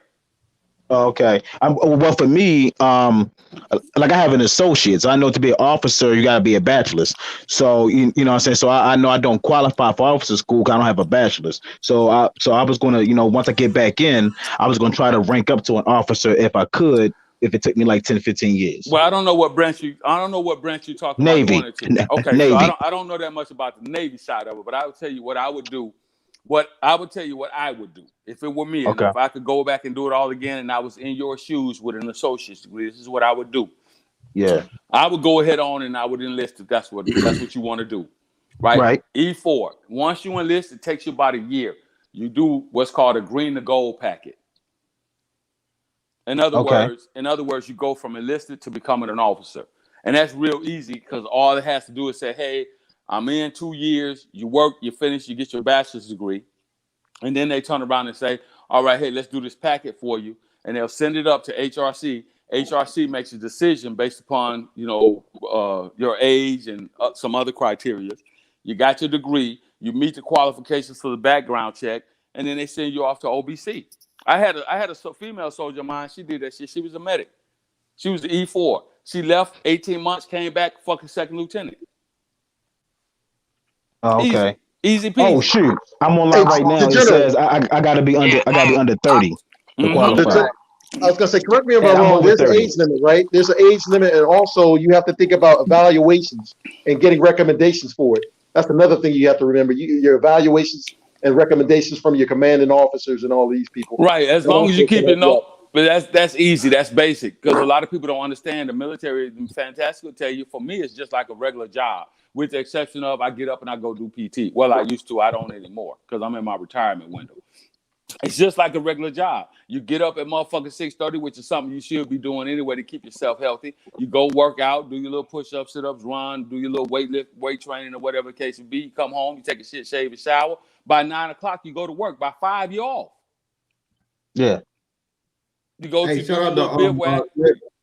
Let Doc Phoenix in here. You got Doc Phoenix and Red Pill Sailors, Marcus A. Brown in this here. Let me get Doc Phoenix in here and then brother Red Pill Sailor, and then we get it back to everybody. Go ahead, Doc Phoenix is on you, bro. Hey, thanks for having me, man. Good afternoon to all the gentlemen on the panel. Well, good evening, sorry, to the gentlemen on the panel. Yeah, a few points. I do agree with Gabe, what he said earlier. I do believe that if you're not disciplined enough to make it in the military, you're probably not going to be disciplined enough to make it through a 4-year undergrad program. And this is true vice versa. So I do agree with that. There was a few things that I heard you guys talking about earlier, like the GI Bill and how you can pass that on to your family. Keep in mind, you get to double dip. So depending on what state you're in, your states also offer their own form of a state GI Bill as well. So, for example, where I'm at in Wisconsin, and where right now I'm in Illinois, but both states, Wisconsin and Illinois, they both have their own version of the GI Bill. So you can use your regular GI Bill to go to school, but then if you decide to go to any of the state schools in either the states I just mentioned, you can utilize, if you're a veteran, you can utilize those state GI Bills, which will pay for 100% of your tuition. So whether that's an undergrad, graduate degree, or doctorate, or whatever the case may be, if it's at a state institution, you can go about it that way. and two, well, three, what Gabe mentioned about networks, I do think that's important. Again, you know, part of the undergrad experience, because I've been on both sides of it. I was a medic in the military, in the U.S. Armies, been Iraq, all of that. But I got out and then went to school, got 2 degrees. My first degree, I actually went to school in Australia. So I got my first undergrad in biochem and when I went to school in Australia, and then I did my second in nursing, and then I ended up going to medical school after that. But the point is that you can, depending on, you know, I've been on both sides of the equation, but the part of the undergrad experience is being able to develop that network while you're in undergrad. So, for example, he talked about NISB, which I do think is very important, especially for those in engineering and even tech to an extent, but definitely those in engineering. But even for someone like me that's been in healthcare most of my adult life, you know, I joined various professional organizations, everything from the National Black Nurses Association to the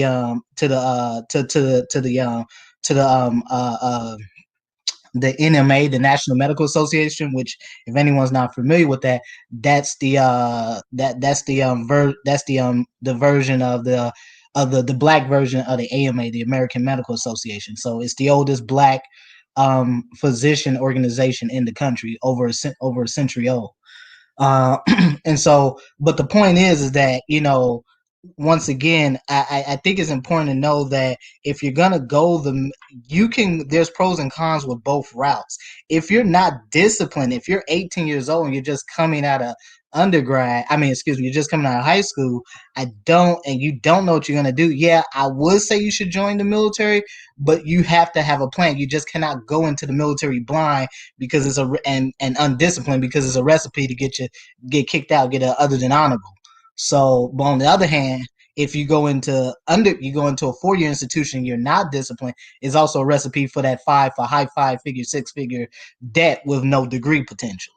So, I mean, there are the pros and the cons of both, but however, I do think that for the purposes of this conversation, if we're talking about brothers that are 18 and older, I think at 18, 20 years old, you have time to turn this around. But again, it has to come down to just how disciplined each individual person is.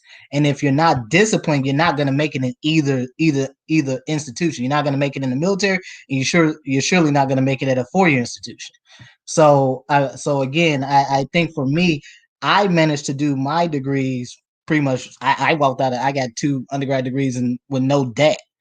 You know, and I've only taken on really minor debt as having been a medical student. But I think part of the problem is that, and I heard somebody mention it earlier about folks going to medical school. Well, part of the thing about medical school is that when you become a physician, part of that payoff is actually a huge part of you getting hired and stuff like that in your first position as a physician. All of that is baked in. So there's 1,001 ways you can get your debt paid off as a physician. So I mean, and even if you went the nursing route as well, because I know plenty of folks in the military who are nurses. In fact, when I was in undergrad, when I did my second undergrad in nursing, before I graduated, I already had there's specific recruiters for nurses and physicians. They were already beating down my door with they're sending me emails, 5 or 6 emails a week. And so again, you know, I think a lot of this is about exactly, you know, how black men are going to best position themselves to take advantage of either situation. And so I do agree a lot with what Gabe had said earlier. So that's a great point, because I think that there's a misconception where people say, okay, you go to college and you come out with all this debt, where there are debt payoff options that organizations offer. I know for my master's degree, my last organization not pretty much. I had a signed document to say, hey, we're going to pay for 100% of your master's degree if you stay here with us. If you stay here with us, we're going to pay for 100% of your master's degree. And my wife, she's currently in a master's program for nursing anesthesia. And they actually, as part of her compensation for places who are recruiting actual hospitals, they say we'll pay off a percentage or pretty much all of your master's degree debt if you come and work for our organization, with the commitment to two years typically. So there are debt payoff options for degrees, even without going the military route. So definitely want to enforce that point. No, and I would agree with that. Again, I think, like I said, the military is, don't get me wrong, the military is a great option. Like, to what the general had said earlier about things that they don't tell black folks, which I didn't know at the time when I was a medic. Like, yeah, I didn't know about the green. I knew about the green and gold, but I didn't know about the military having their own medical school and stuff like that. I didn't know that. No one didn't tell me that. It was only after I got out that I learned about that. And by that time, it was just like I didn't want to go through the process. So, but how I ended up going to medical school was because of a brother who was an Air Force pilot and a physician who actually was my mentor. I met when I did my second undergrad.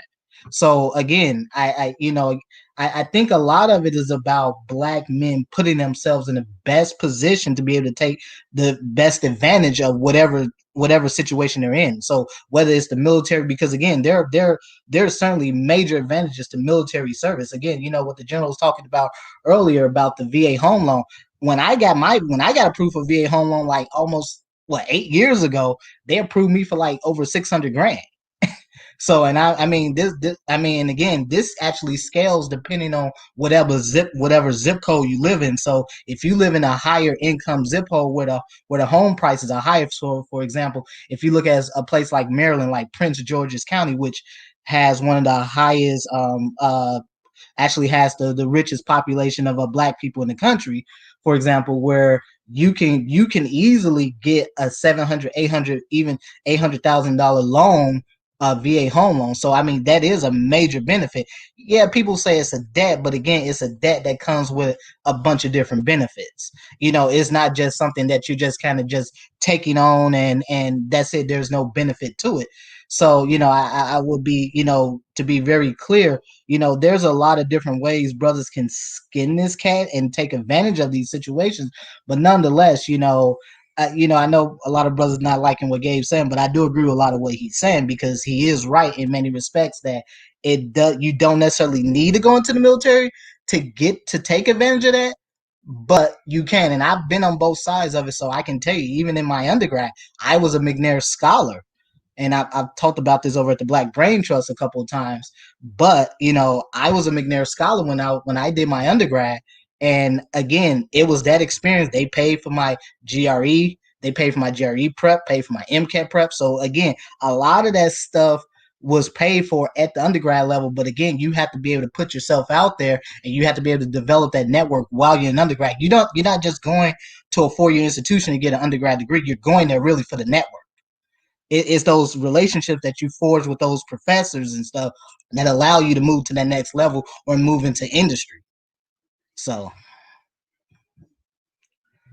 yeah, I think that the title should probably be changed to military or college rather than versus, because I don't think that they're in contradiction with one another. I think it really just provides brothers with different options to go into.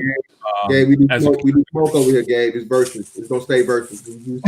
Well, I know, because that's that's the energy you got on it. But I think it should be or though, honestly.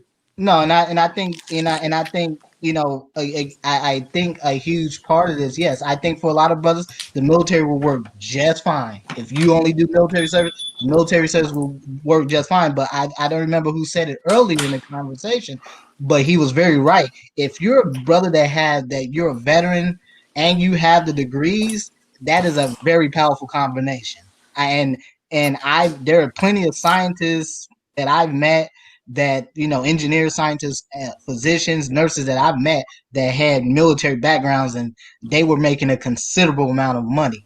But the thing to keep in mind here is that again, these are all things that you have to be able to take advantage of that. Again, if you're mentally not in a space where you can take advantage of those situations, it's not going to do you any good, whether you're in a 4-year university or you're in the military. It just doesn't do you any well. So a lot of this comes down to really how brothers are going to approach this situation with some level of discipline, because what the general is saying is absolutely correct. The quality of recruits in the military has gone down the toilet over the last decade.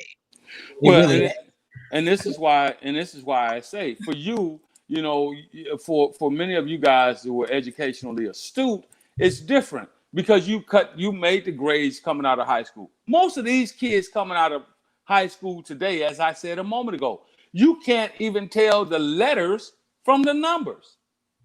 You can't. That's crazy, man. But see, this is a reality that we have to deal with. So you're gonna tell a kid who barely skated through C's, maybe D's, and barely got the 1.67 credits to graduate high school, you're gonna tell that kid to take, and who made a fucking 5 on the fucking SAT or ACTs when you need a 17, you're gonna tell that kid, oh yeah, you can just go ahead on and go in the tech field. Yeah. See, but I don't even think that they should go to college or they should go to the military. I think what should they do? Well, I think they can go into the trades, right? The trades is something that you still have. You got to think about the pocket school. Please can I speak on this? Please can I speak, because I am a trades guy. Right. Okay. Yeah, me too. Go ahead. I don't think. Okay. Okay, so I'm a Pookie, I'm a trades guy, I'm a brat, and I'm a college graduate. So I've had many hats, and I think there's a misconception on how easy the trades really are. The trades aren't a breeze. The trades aren't a walkthrough. The trades aren't like there are a lot of trades: pipe fitters, boiler makers, plumbers, electricians, mechanics, like operating engineers, that you have to use high level functions, high level math, that you have to have a high level of cognitive understanding about. So, like again, if the argument is, I'm with Gabe. If the argument is that you're a G. Lowry, right? You're a Gabe. You're somebody who can successfully procure academic scholarships. Yes, the world is your oyster. If you're a level down, if you're kind of like me, right? Who, look, I'm not going to get a McNair scholarship. I'm not that smart, but I can make it through a trade school program. I can make it through an associate's degree program. I can make it through a certificate program. I can make it through a bachelor's program, an undergrad program, right? Right, fine. But there are people that are lower than that, right? So now we're talking. So now when you start to get into the people that are kind of lower than that, right? Their operating system, it just isn't there. Okay, their operating system just isn't fucking there. Either by biological factors or by environmental factors, right? Where they're struggling. They are struggling to figure out the math on how to figure out their own age. You know what I mean? Like that's not to say, and that's not what I want to diminish, right? The services for. But when the choice is between flipping burgers and checking off boxes on a checklist, and the amount of job security, the amount of opportunity that's available, right? Whether they're going to be a door kicker or whether they're going to be a supply clerk in the service, right? There is more availability in them going to the service than for them in the private sector, because by the very nature of capitalism and as it's practiced here, right? It's a competitive sport.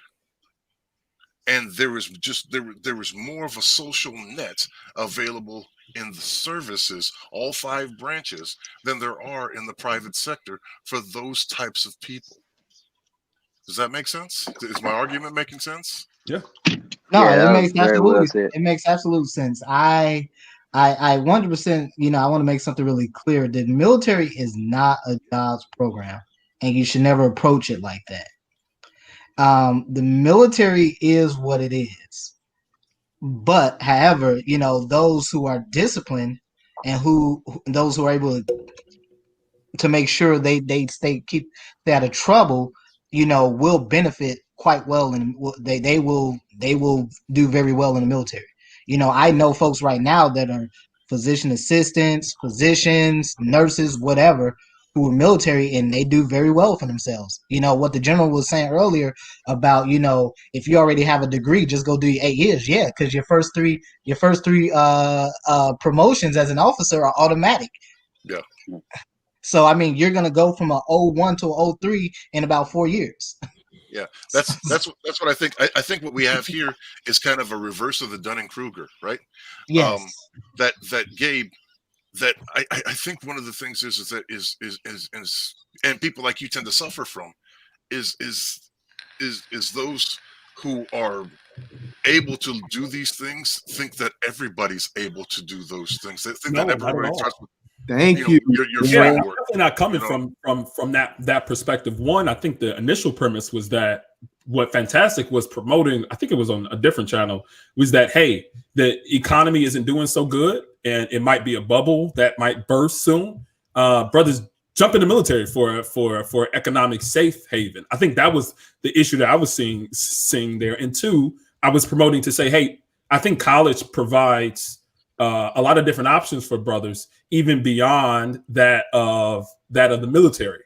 And I think I was just presenting an option, especially with the STEM and the higher, I guess, in demand type of career fields that and that's perfect for the person who's going to do the research, right? And I'm with you for the cat that's going to do the research to figure out what subjects he should be interested in because of their demand in the marketplace. But unfortunately, that is I'm pulling these numbers out of my ass based on anecdotal experience in the environment. That is roughly 35% of the college class. And probably probably less given the melanated. They don't go into college for that. The first motivation to going into college for that is an extension of high school or experience. The experience versus doing the research for what jobs are actually going to be profitable for them on the exit. That's well, facts. To what Judge Zilla was just saying, one thing I do want to put out there is that in my time as a medic in the U.S. Army, I learned a lot of skills that even in med school, people are just, you don't touch until you're maybe a third year per se. Even when I went through nursing school, by the time I went to nursing school, I already knew how to do sutures. I knew IVs. My medical knowledge and actual practical applicable skill set was well beyond that of what I learned in nursing school. And in fact, it was something that you typically only learn once you get out there in industry and start working. But again, that experience I had in the military did put me a step above. In fact, there are most universities, in particular, a lot of your nursing schools and your PA programs, your physician assistant program. These programs were your PA programs was designed specifically for Navy corpsmen and Army medics. And many of the nursing schools, the 4-year institution that have the 4-year nursing programs, they oftentimes have partnerships for military medics and corpsmen for them to get out, and you get a lot of your experience and the courses you took as a corpsman or Army medic counted towards your actual nursing degree. So a lot of these folks, they if you do it right in the military, you can come out ahead of the game. But again, that comes down to brothers knowing what the hell they want to do. And two, let's not make no bones about it. I don't know if anyone's seen the ASVAB before, but there's a lot of basic knowledge you have to know: basic biology, basic chemistry, basic writing. If you don't know the general structure of an essay, introduction, your thesis, your 3-body paragraph, and your conclusion, if you don't know a basic structure of an essay, you won't do well on the ASVAB neither. And thus you will be eliminated from certain jobs. Now, I'm glad, Dr. Phoenix, you talked about that, because now a young lady could come out of high school and come in the Army as a medic. When she finished basic training in her AIT, she already has an associate's degree.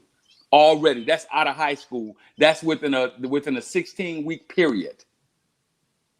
Yeah, a lot of the college credits come. So she's set up for success. Now all she has to do is apply her military training that she's going to get over the course of the next 4 years, and she'll be an LPN. Yeah, real quick, shout out to BLS and holders for the 5, man. Be careful when listening in the U.S. Navy. If you get an Article 15 or deemed trouble, you must wait 36 months to apply for special programs. Appreciate you, brother. Let me get brother Red Pill Sailor in here, man. He ain't said anything. I'll fall off because it No, seems like no. Between Dr. Phoenix in general, they have it covered. I just kind of wanted to, because that seemed like cats like Gabe, they're going to be successful any avenue they choose. Exactly. Right? And I don't think he realizes kind of the anomaly that he is. And I understand it I understand it to some degree. I do understand it to some degree, not wanting to place yourself on the pedal and if I can do it, anybody else can do it. But again, when people just aren't capable of operating at the same level or capacity, that's asking too much from them. Yeah, very few people had a drive, man, the will, and just the fortitude. Discipline. Not even to mention the actual capacity, mental capacity of doing it. That gets into a whole nother thing, man. Again, there are a lot of limitations on people, and it's good. So again, to expect more and require more of people. But what you learn, especially in the military, man, is you don't set people up for failure by putting them in positions that you know they can't fill, Gabe. And I feel like, that's one of the aspects that we learn in the military that maybe as a civilian you are not that familiar with, because there are people that may be, good people, good workers or whatnot, what have you, but they're only capable of doing so much of a level of responsibility or so much of a workload. And your route, again, like I said, man, is extremely, extremely unique, is extremely, extremely rare. And again, once you put the racial aspect on it, that's even more. So my whole thing is why I said the aspect of joining the military for the 4 years. Again, man, sometimes the safe bet is the best bet. I understand what you're saying to you. I'm not telling the brother to settle or whatnot, because it's really not a settlement. That it's a lot of nuance and particulars involved in this, where like I still want him to score as high on the ASVAB as he possibly can, so he'll be open to the best possible rates where he can get the secret clearance or the top secret clearance, rates that are more engineering and STEM minded, something that's going to be have a high turnover rate, as far as, well, not turnover rate, but high return on investment rate when it comes to his pay scale once he gets out into the civilian sector. All right. So me saying that, I didn't just go. I didn't really go into the details, but again, in this 4-year period, him just joining the military ain't him just going there and marching for fucking 4 years. It's him turning his life around and maintaining himself for those 4 years through economic downturn. Again, you can, while you're in college, if the unemployment rate is high and nobody's hiring, that's an extremely, extremely difficult time for you to even be able to focus on doing college alone. When again, the majority of people don't have scholarships, the majority of people don't have to come out of some type of way and pay for their schooling. And then you got to worry about still having a place to stay, having food to eat. And how can you have a place to stay and have food to eat if the fucking economy is so bad to where there are no jobs for you to get to even work in the meantime, between time where you pursue your education? The military provides all those things for you. They provide you a place to stay. They provide you food. If they don't provide you food, they provide you money to buy food. Again, you're literally in a safe haven for 4 years. It's like a fucking force field. And it's ironic, Buddy came up here saying biological force field, and that's really what the military is for you in a time of economic downturn. I'm not just saying this by opinion. I lived this, bro. Remember what the recession was 2008. I was in the military in 2008, bro. And even though I had some extremely, extremely harsh economic times due to something outside of my career, for personal reasons, the military was the only reason I survived that, man. You don't think that you would have been successful today with who you are and your capabilities and your mentality? No. Industry, if you didn't have the military? No. I'm not saying I wouldn't have been successful, but getting to this, the point that I'm at and the ability to do what I did and the opportunities I have, I will be a lot slower. And again, Gabe, I'm 3 years away from retirement, bro. You understand that? 20-year retirement is not coming. I don't give a fuck what thing you're in, Gabe. I'm going to be retired at 40. I'm going to be retired at 40, man. Hey, Mr. Fantastic, I got a question. And then you can start a second career. Not to mention another career started to make money. I just had a job offer to come across my. I'm gonna pass the mic, but see, so I'm 53. I just had a job offer to come across my email to go to work for Union Pacific as the as the manager over the hazardous material yard. That job starts at $90,000 a year, and all I have to do is sign the acceptance proposal and walk into that job after exiting the military. Oh, by the way, it's a GS job, so it's guaranteed. And my military time counts. So I could end up working that job for less than 6 years and have a 30-year retirement and get another paycheck on top of that. Wow. Yes. Shout out to Red Pill Seller, bro. Marcus Brownlee. What's up, bro? Oh man, appreciate it. Hey, much respect to everybody on the panel and on the chat. I really just came here to really just soak up the wisdom more than say anything. But I had a question just to verify for Dr. General and Mr. Fantastic. So you all are much further in this process than I am. I just enlisted. I just joined and shipped out to boot camp in January. But for you all to have years in this game in terms of the service, when you get out after your 20 years, are y'all collecting that retirement instantly, or do you have to wait for a retirement age? Not instantly, bro. If you're active duty, it's a date, the day. Yeah, see, I just want to verify that because I'm a truck driver. I don't really have much of an extensive resume, but basically I'm a trucker. I'm a local truck driver, so I'm home every night. I got 7 years until I make 20 years, and I'll be eligible for a pension with my employer. But even with that, I won't be able to collect any of that until a retirement age. Yeah, exactly. Yeah. Whereas, now take into consideration people that have been in the service since they was 18 or 19, we could be around the same age. Like Mr. Fantastic said, he about to come across 20 years, and if he wants to, he can opt out and start collecting instantly. So I do see the benefit and the value in that. One thing I wanted to say was, especially to Gabe, I respect what you got going on, and I'm not necessarily opposed to. I don't think anybody disagrees that STEM related fields are like lucrative routes to pursue. But a lot of guys said this already. Everybody may not be prone to go in that direction, let alone have the capacity. I'm not trying to say that to belittle myself or anybody else, but one of the reasons I feel so strongly about that is because one of the reasons I decided to enlist in the Navy was because I was dealing with a lot of younger people in different community organizations I would work with, I would volunteer with, and they would always have these community dialogues where they tried to just offer different options to the youth. And most of that was centered around entrepreneurship.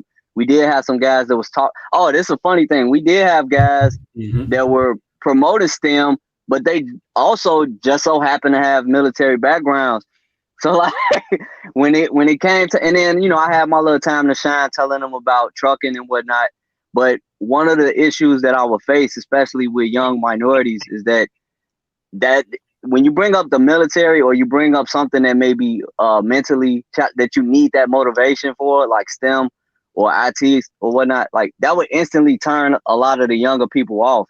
It wouldn't necessarily like tell you, get out of here. But I don't know if they just didn't see it as possible for them, or they just wasn't interested. But this is a question for everybody on the panel. Like when it comes to urban youth or minority youth, if everybody's not prone to go into these fields, like, do you think that they should not consider the military for some reason? I'm just trying to understand what was the original premise of this conversation. I wanted to start. I just want to start this off really, really quickly, and I'll be short in the response to your question. I think that, we're seeing an absolute shift in the economy and in the work field at this moment. Everything is going towards technology. Everything is going towards technology. Yeah, the companies that are doing the best in the world are technology companies. And I don't think that it's enough to just say, hey, a lot of black men don't have the acumen and they're not out here. What does that actually say? Why do all these young black men have the desire to become a rapper, a basketball player, a football star? Yeah, and the numbers. That was me. Wait, but the numbers don't even work in their favor. that was me. And it's no shade to you, but it's like the numbers wouldn't work in your favor if you're desiring to go down that route. But if you're talking about a coding boot camp, where you're able to open up an additional stream of income. I was doing tech work on the side as I was working another job. I was doing freelance work. And I also had another gig where I was a ghostwriter for an individual who had been in my field for so long. So it's like you can open up fields of being able to gain some revenue, gain some income without necessarily. I mean, I don't understand how people explain away tech by saying black men don't have the acumen, but yet don't have any issue with black men desiring to go into rapping and basketball and football. I think the paradigm and the idea needs to change. I think that's more of a cultural narrative because that's what's presented to a lot of. Go ahead. When the mixtape dropping, bro. If I may respond, you was the ghostwriter, right? Yeah, well, no, I was a ghost. So I was a ghostwriter for somebody. It was like their autobiography. He was like a cybersecurity like professional / hacker. And he needed somebody I thought you was in the studio, Pookie Gabe. No, man. So Gabe, that's next level. That's next level ghostwriting. Yeah. So Gabe, I'm not here to give you. I'm only here to give you a little pushback, about some of the things you've said. I don't disagree with you, but I would tell you from the sample size. That I encounter every day. A lot of young black men and young black women, and even whites, they can't even write their fucking name in fucking regular manuscript print. You can't tell the difference between the numbers and the letters. I keep telling you this, and this is just a sample size of what I see. I see approximately 400 new entries into the military a month, and it's the sample size that I see. And then I tell them, hey, fill this form out. Make sure that you all the highlighted areas on this form. You're gonna print here. You're gonna make sure that your numbers are legible. They come back and I'm like, what the fuck is this? So I'm telling you from a sample size. That the education in this country has been downplayed, has been downturned. There's a lot of miseducation. So even if they're lucky to get into to get the 31 on the ASVAB in order to get into the Army, and that's the base. That's the lowest score you can get. That's the lowest score you can get. It's 31 on the Common Aptitude test that we present to them. See, but the capability is there because brothers. You ain't getting in the Air Force with that. No way. Oh, I'm sorry. Go ahead, Kenny. Sorry. No, I was gonna say, with that ASVAB score, there's no way you get in the Air Force. Right, because it takes their baseline score for the ASVAB is 51. But my point is that, but they got bars. Like writing rhymes is not something simple. I mean, especially the ones who are very good. I mean, double entendres. Yeah, but if you're writing a certain time. I understand what you're saying. Math but involved. I understand. So what I'm saying is it had to appeal to them before they started doing that anyway. I mean, that's kind of more of a creative gift, but in terms of practical, music is math at its foundation. Okay, but at the end of the day, the underlying foundation of music is math. I would agree with what Gabe just said. So let me say this. So if you can understand, hold on, Gabe. The attractiveness of it isn't there. So hold on, Gabe. That's what I was saying. That's what I was saying. Well, let me give you an example. You say music is math. I agree with that. That's commonplace knowledge, right? So why is it that these motherfuckers score so low on fucking the mathematical aptitude part of the fucking ASVAB? It's not attractive. Oh, it's attractive because a lot of these motherfuckers, they at their last break. Like I had a kid that come in the Army from New Orleans. I can tell he came from a hard knock life. This dude was motherfucking 22 years old and looked every bit of 37. You can tell he came. And I asked him, hey man, why you joined the military? Man, it was either this, the grave, or the jailhouse. So you got to understand, it's a mindset that we're dealing with, let alone with all the academic roadblocks that have been set in place. I bet they got bars. We know. I bet you he got bars. And proximity. Because I was never opposed to the military or coding, but I just wasn't around people that was even into either of those things. So a lot of times people just gravitate towards what's around them based on proximity. True. I'm basically coming from a hybrid perspective because I served 8 years U.S. Army, and I was in the tech field while in the Army, and I got out. That's what I do now. So in regards to brothers not being in proximity to that, you know what I mean? That is entirely true. I mean, you basically don't grow up with the encouragement to be some kind of tech genius or to be some kind of tech entrepreneur is basically rapping, fucking drug slanging, or goddamn, a ball of some sort. And it's some type of cultural resistance to this too, because even when you come across people, if I came across the general or Mr. Fantastic and they told me they was in the military, I may or may not even be favorable to that. I'll be like, okay, that's good for you, but I don't see why I should. It's like you almost got to convince people that this is an option. Not saying that they should do it, but just letting people know, like getting the information out there that this is an option.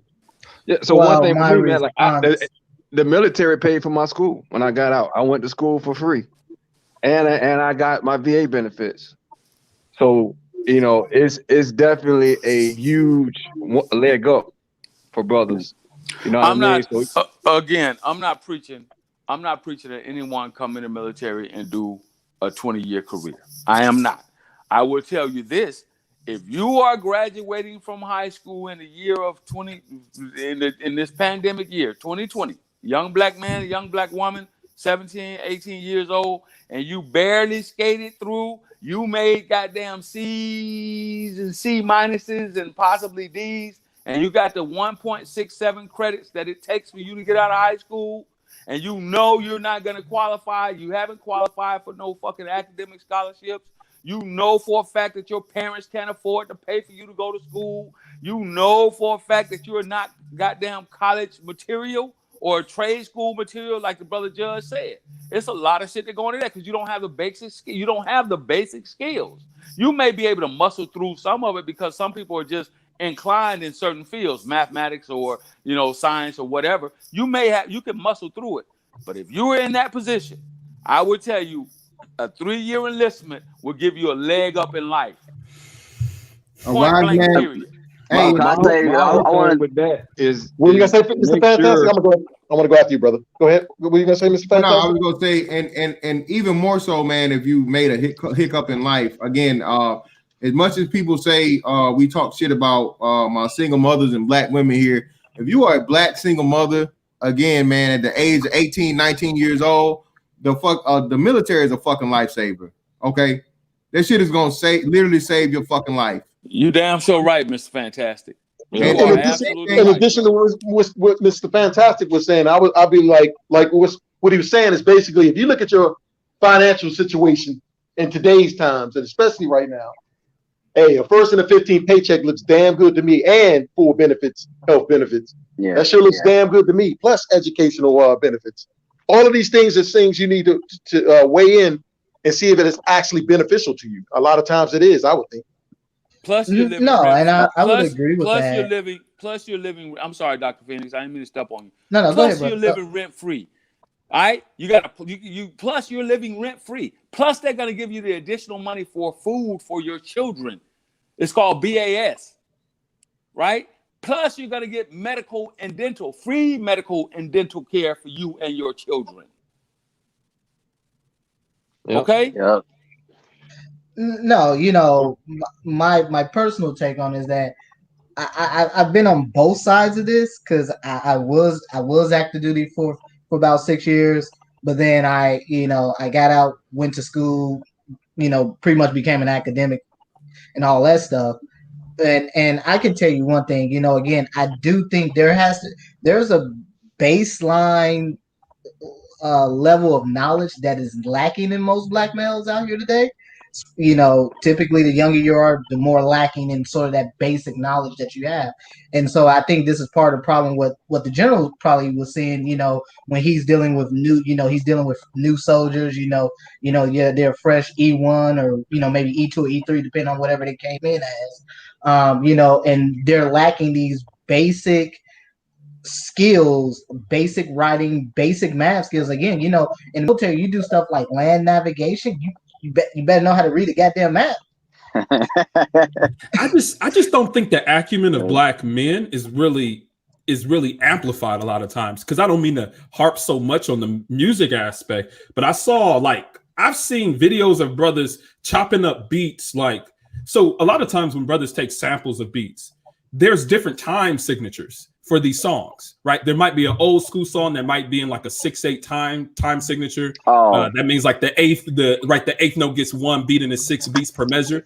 And take that beat and put that into a 4/4 format. How do you like speak on that? That's very. Go ahead. I got the answer for that. I got the answer for that. It's called tempo readers and beat mappers because people just use the technology that's afforded to them. Now, I could take a song and put it in a beat mapper. It'll tell me all of that. I don't have to do no math. The computers are doing all of that right now. So all you got to do now, it's producers right now that they working on stolen software that they probably didn't pay for. I've been in studios. I've been in studios that do that before, and now you don't even need a studio. You can do it at home.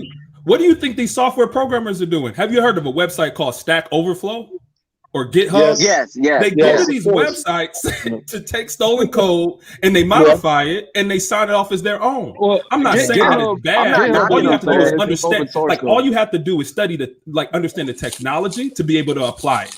You don't need to make stuff from scratch. What I'm saying is people don't even have to do that anymore. For public use. It's just like having a smartphone. I mean, people don't necessarily have to know how to spell as much as they probably did in the past. It's a cheat code. You got autocorrect. You got technology has been a gift to us, but if you understand the baseline technology, you can do it in music and you can also do it in tech. You can do it in both places, and that's fine. Yeah, but that's just like you can. I recently. Who plays? I was only saying that to say that, and I'm not saying that these people don't exist, but you don't really have to be a genius to be. You have to have creative genius, but you don't necessarily have to be very proficient in math and stuff like that in order to make beats or record something. You don't have to do it in tech, and that's my point. Oh, okay. In technology, you don't have to be extremely proficient. You don't have to be some savant. Like you don't have to be that. All you have to be is resourceful, understand the baseline technology, and know how to apply it.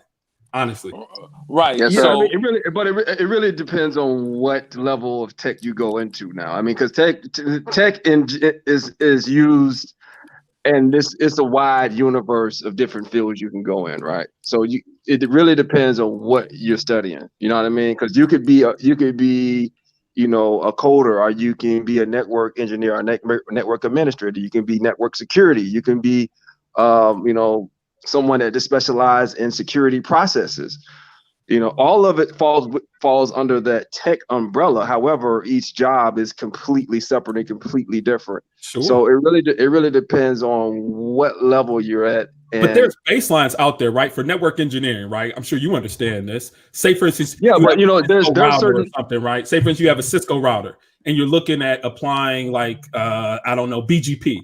You're not building that BGP network from the bottom up. There's some template out there that you're using to modify. No, I'm building it from the bottom up. Okay, that's you. But I'm saying the majority of brothers, majority of people, are not building it from the bottom up, especially if it's a very technical network. What you're missing, and understanding commands. I'm sorry, brother.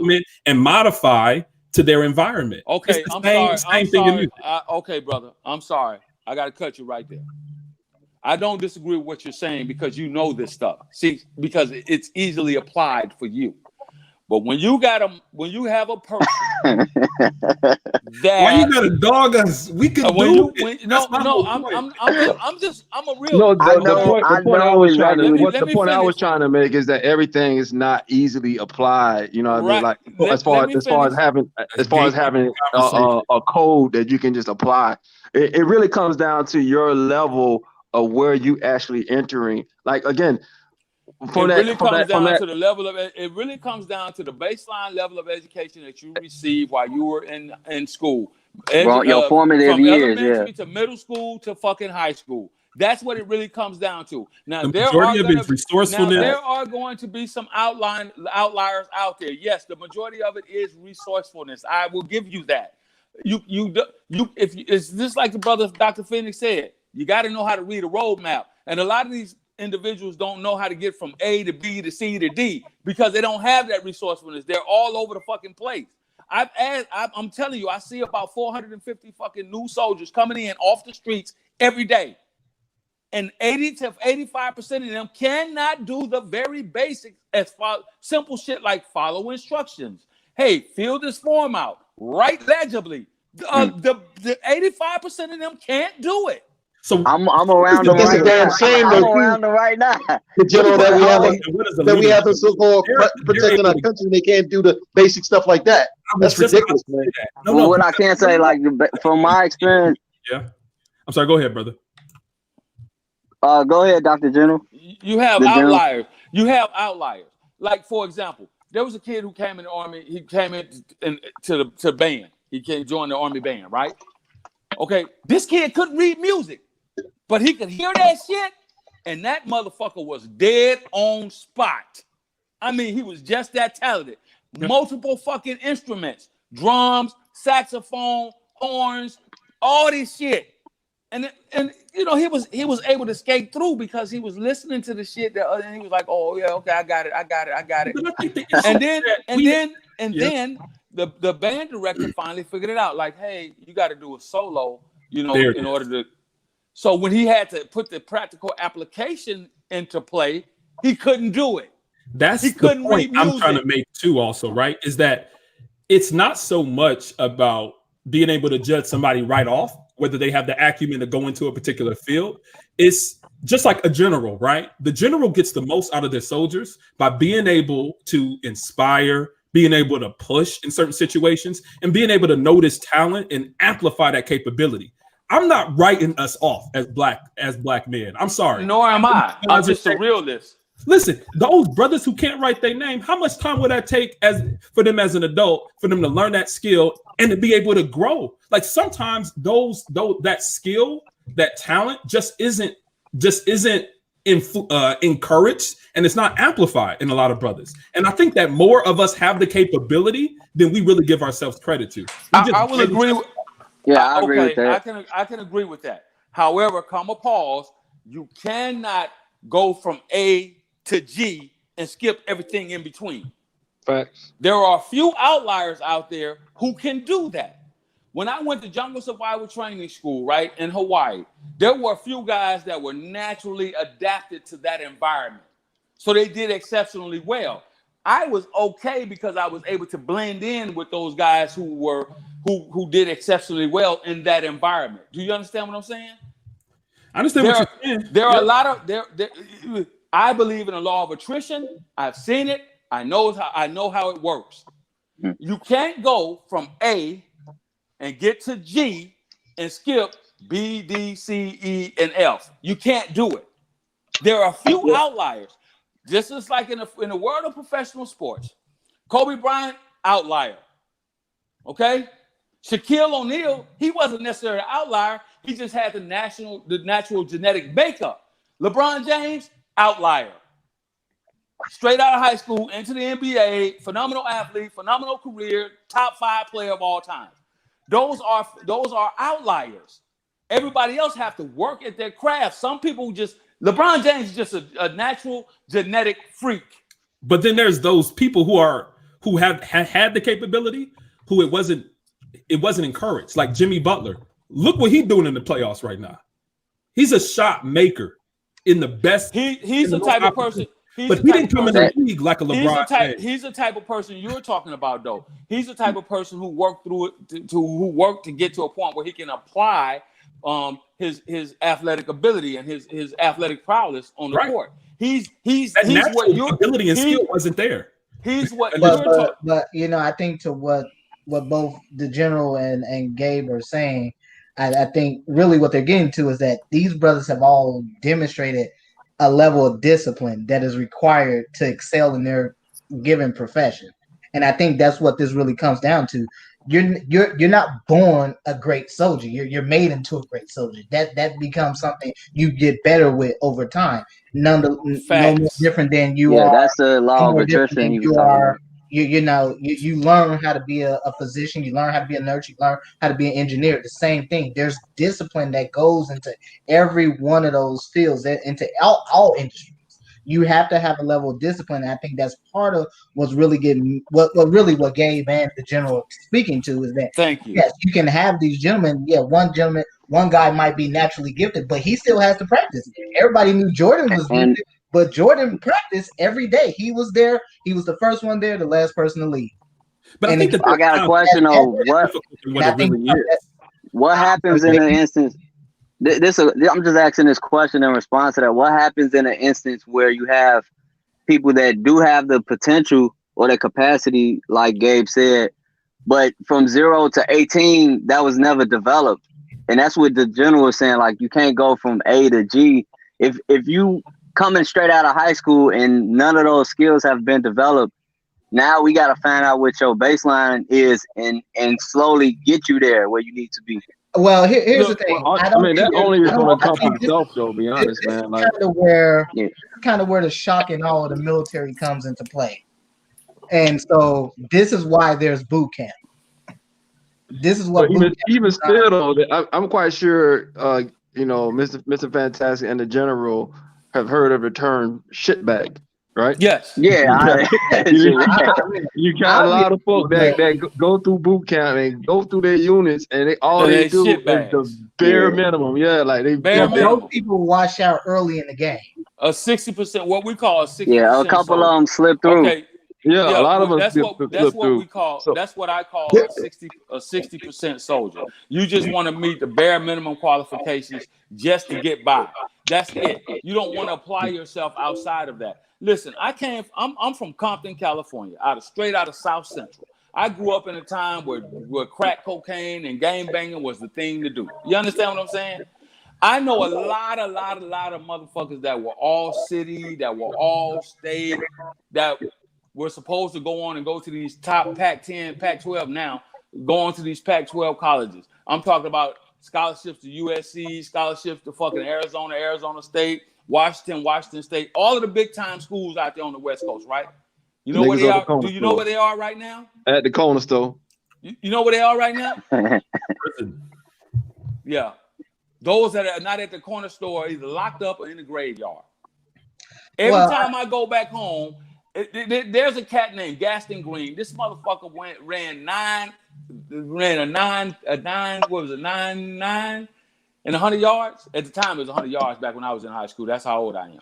He ran a 9-9. This motherfucker was cold, high hurdler, all that bullshit. This boy had scholarships to every goddamn school on the West Coast. Everybody wanted this kid, Gaston Green.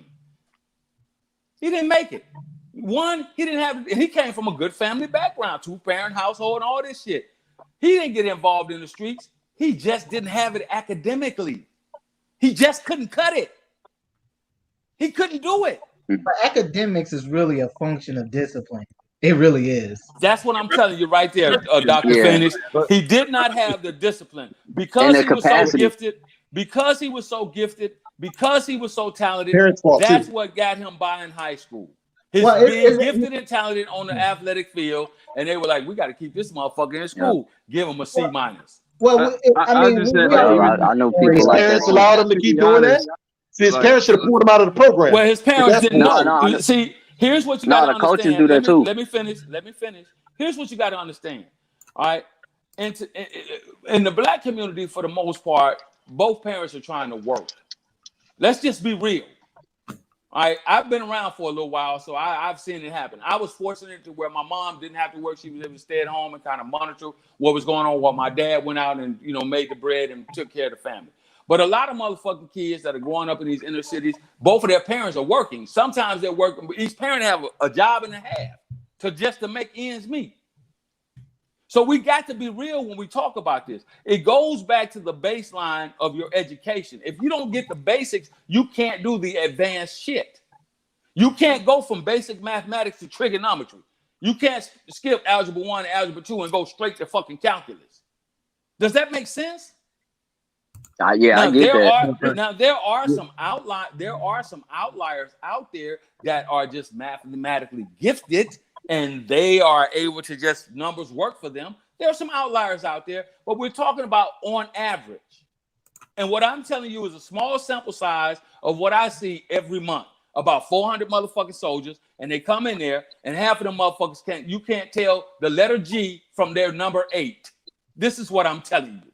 I think a lot of that has to do with, you know, everything going digital. Everything's going on your phone. Like you got kids that literally write as they type. They put LOL. They put LOL on paper. You know. Oh, as if they texting or something. Yeah.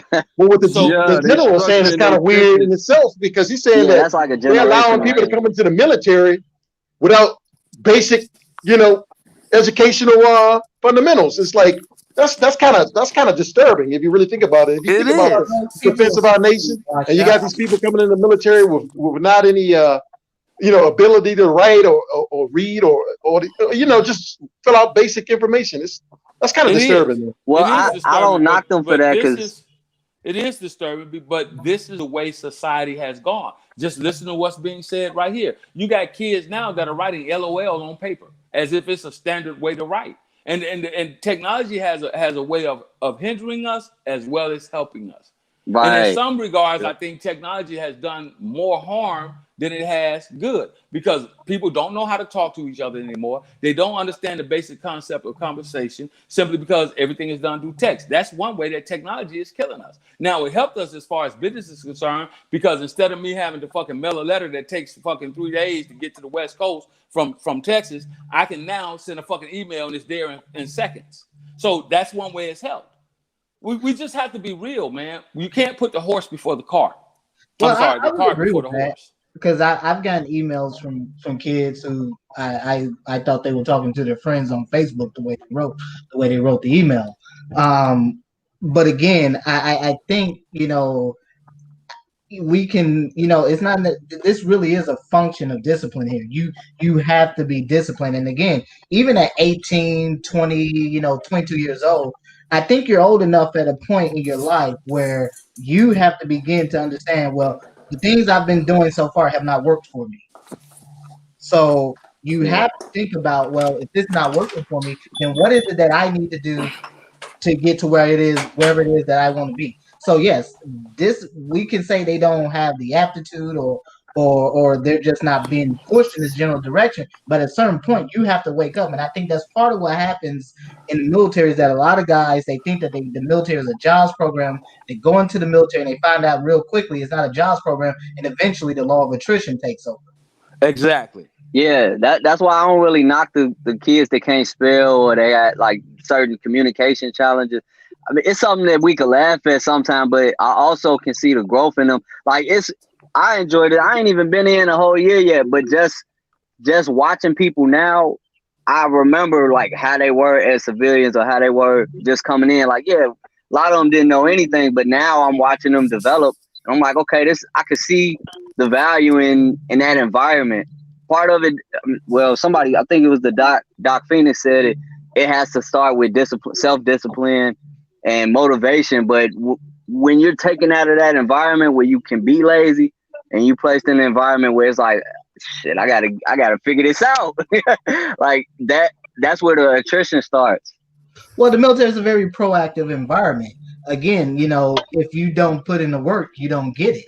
You know, exactly. To what the general said earlier, you know, you're forced to go to school in the military. If you want to do E5 and E6 and, you know, on to the senior NCO ranks, or even or you're thinking about doing something like green and gold or getting commissioned as an officer, you know, that a college education is just standard part of the process. You know, so yeah. I didn't know evaluation performance reports will reflect what you do in the military. Like or your job, if you're not performing, those EPRs will reflect it. Trust me on that. Yep. And that'll kill your career. And I want to bring up something that Mr. Fantastic brought up earlier, because I understood what he was saying when he was saying that the military could potentially be a safe haven during some challenging economic times. But yeah, for one, from what I could see, I do see where education is important in advancement in the military. I mean, you don't want to just be stuck in a certain rate for forever.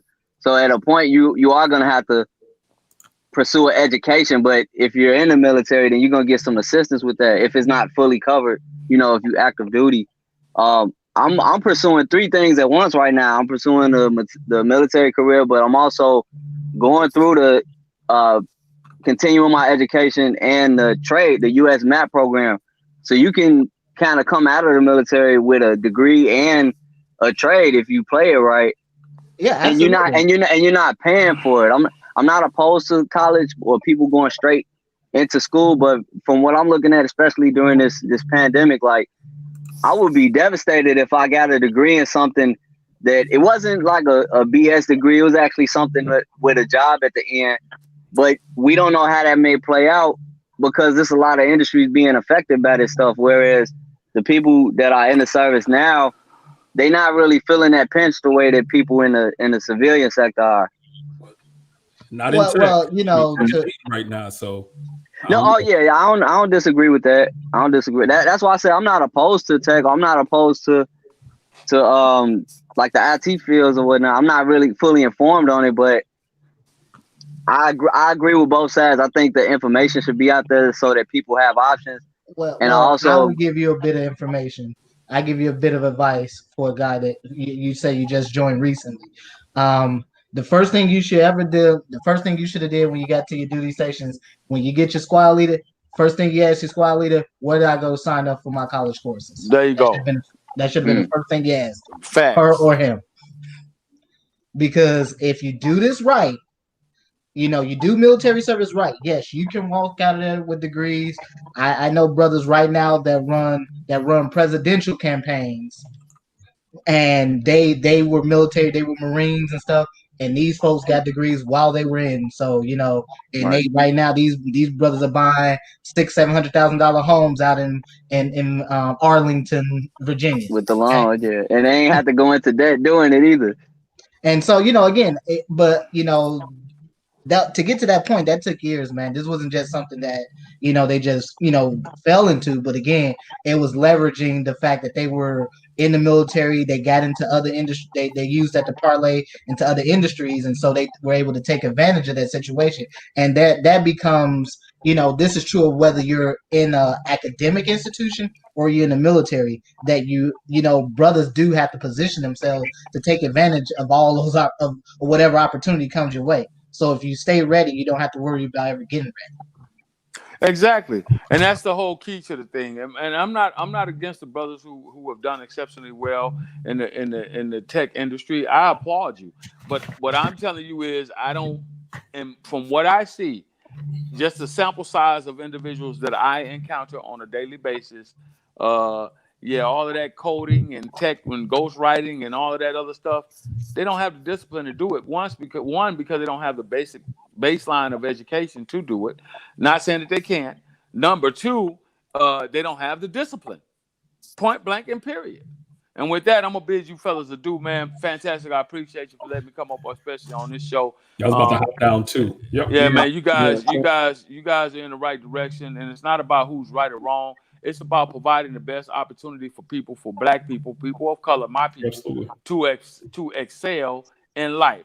And I'll say it again as I depart. If you are a young Black man and you're graduating high school, especially in the modern era, 2020 and beyond, if you know that you was a C student, C and C minus and D student, and you know your mom and dad don't have the money to don't jump out here and tell me, I'm gonna go to college, because your homeboy who actually was a A-B student and he actually got a scholarship. Don't just run off to school and jump into fucking debt. It's not worth it. When you can go and get a free education, yeah, you're gonna have to put some work in, but you're also getting paid at the same time. You're also getting valuable experience at the same time. You're also getting the advantages that other people won't have, like the guaranteed home loan, for example. I had a young soldier, 24 years old, man. This dude just bought a nice ass, him and his wife, they just bought a nice ass 2020, I think it's 2,200 square feet, nice ass starter home for him and his wife. Nice. Brick, 4-bedroom, all that good stuff, man. 2-car garage, all that good stuff. But he's still in? He's still in. He's making the advancements towards a bright future for him his wife, and soon their children. Starter. I pray for him though, because I've never seen a young soldier with a wife end well, like ever.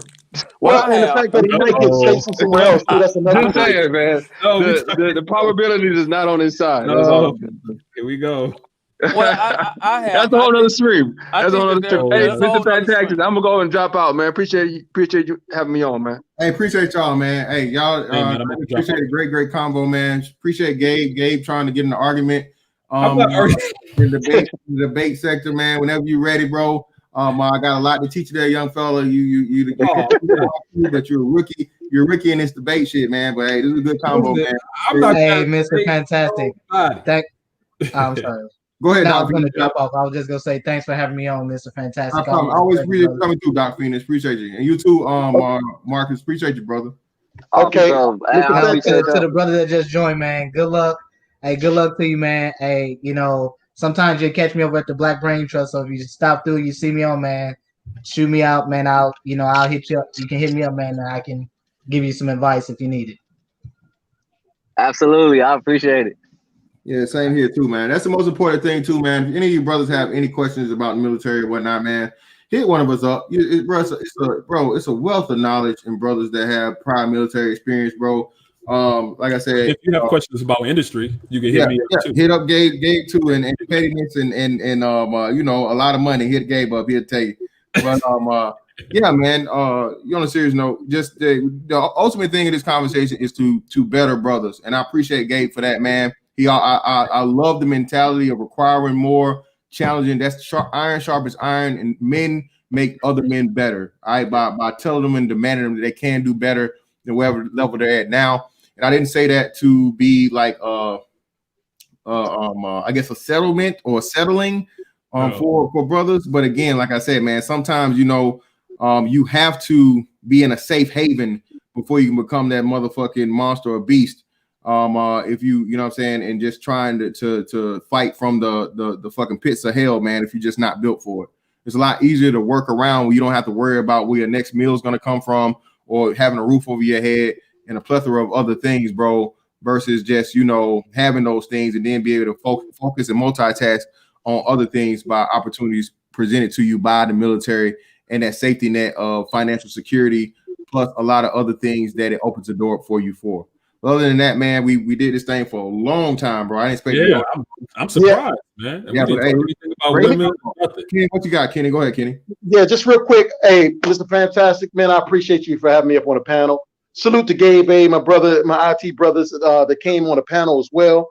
Once again, the military is not for everyone, but it does offer some great pros. I mean, as far as skill sets, as far as benefits, health. Benefits, you can travel, you can get things that you've never ever had in your life. And I would like to say, just remember, come check out the fourth quarter talk on Saturdays at 3 p.m. I appreciate you, Mr. Fantastic. Salute to the chat, and I'm out. Peace. No problem. Appreciate you, bro. Brother. Peace. And y'all ain't got to go home. Get the hell up out of here. Hey, yo. Go ahead. I just want to give myself a shameless plug too, since we doing that. My YouTube channel, Red Pill Sailor. This is actually a military vlogging channel where I'm kind of sharing my experiences as a newbie or whatnot. I'm 35, so I'm what they call an old recruit, joined kind of late.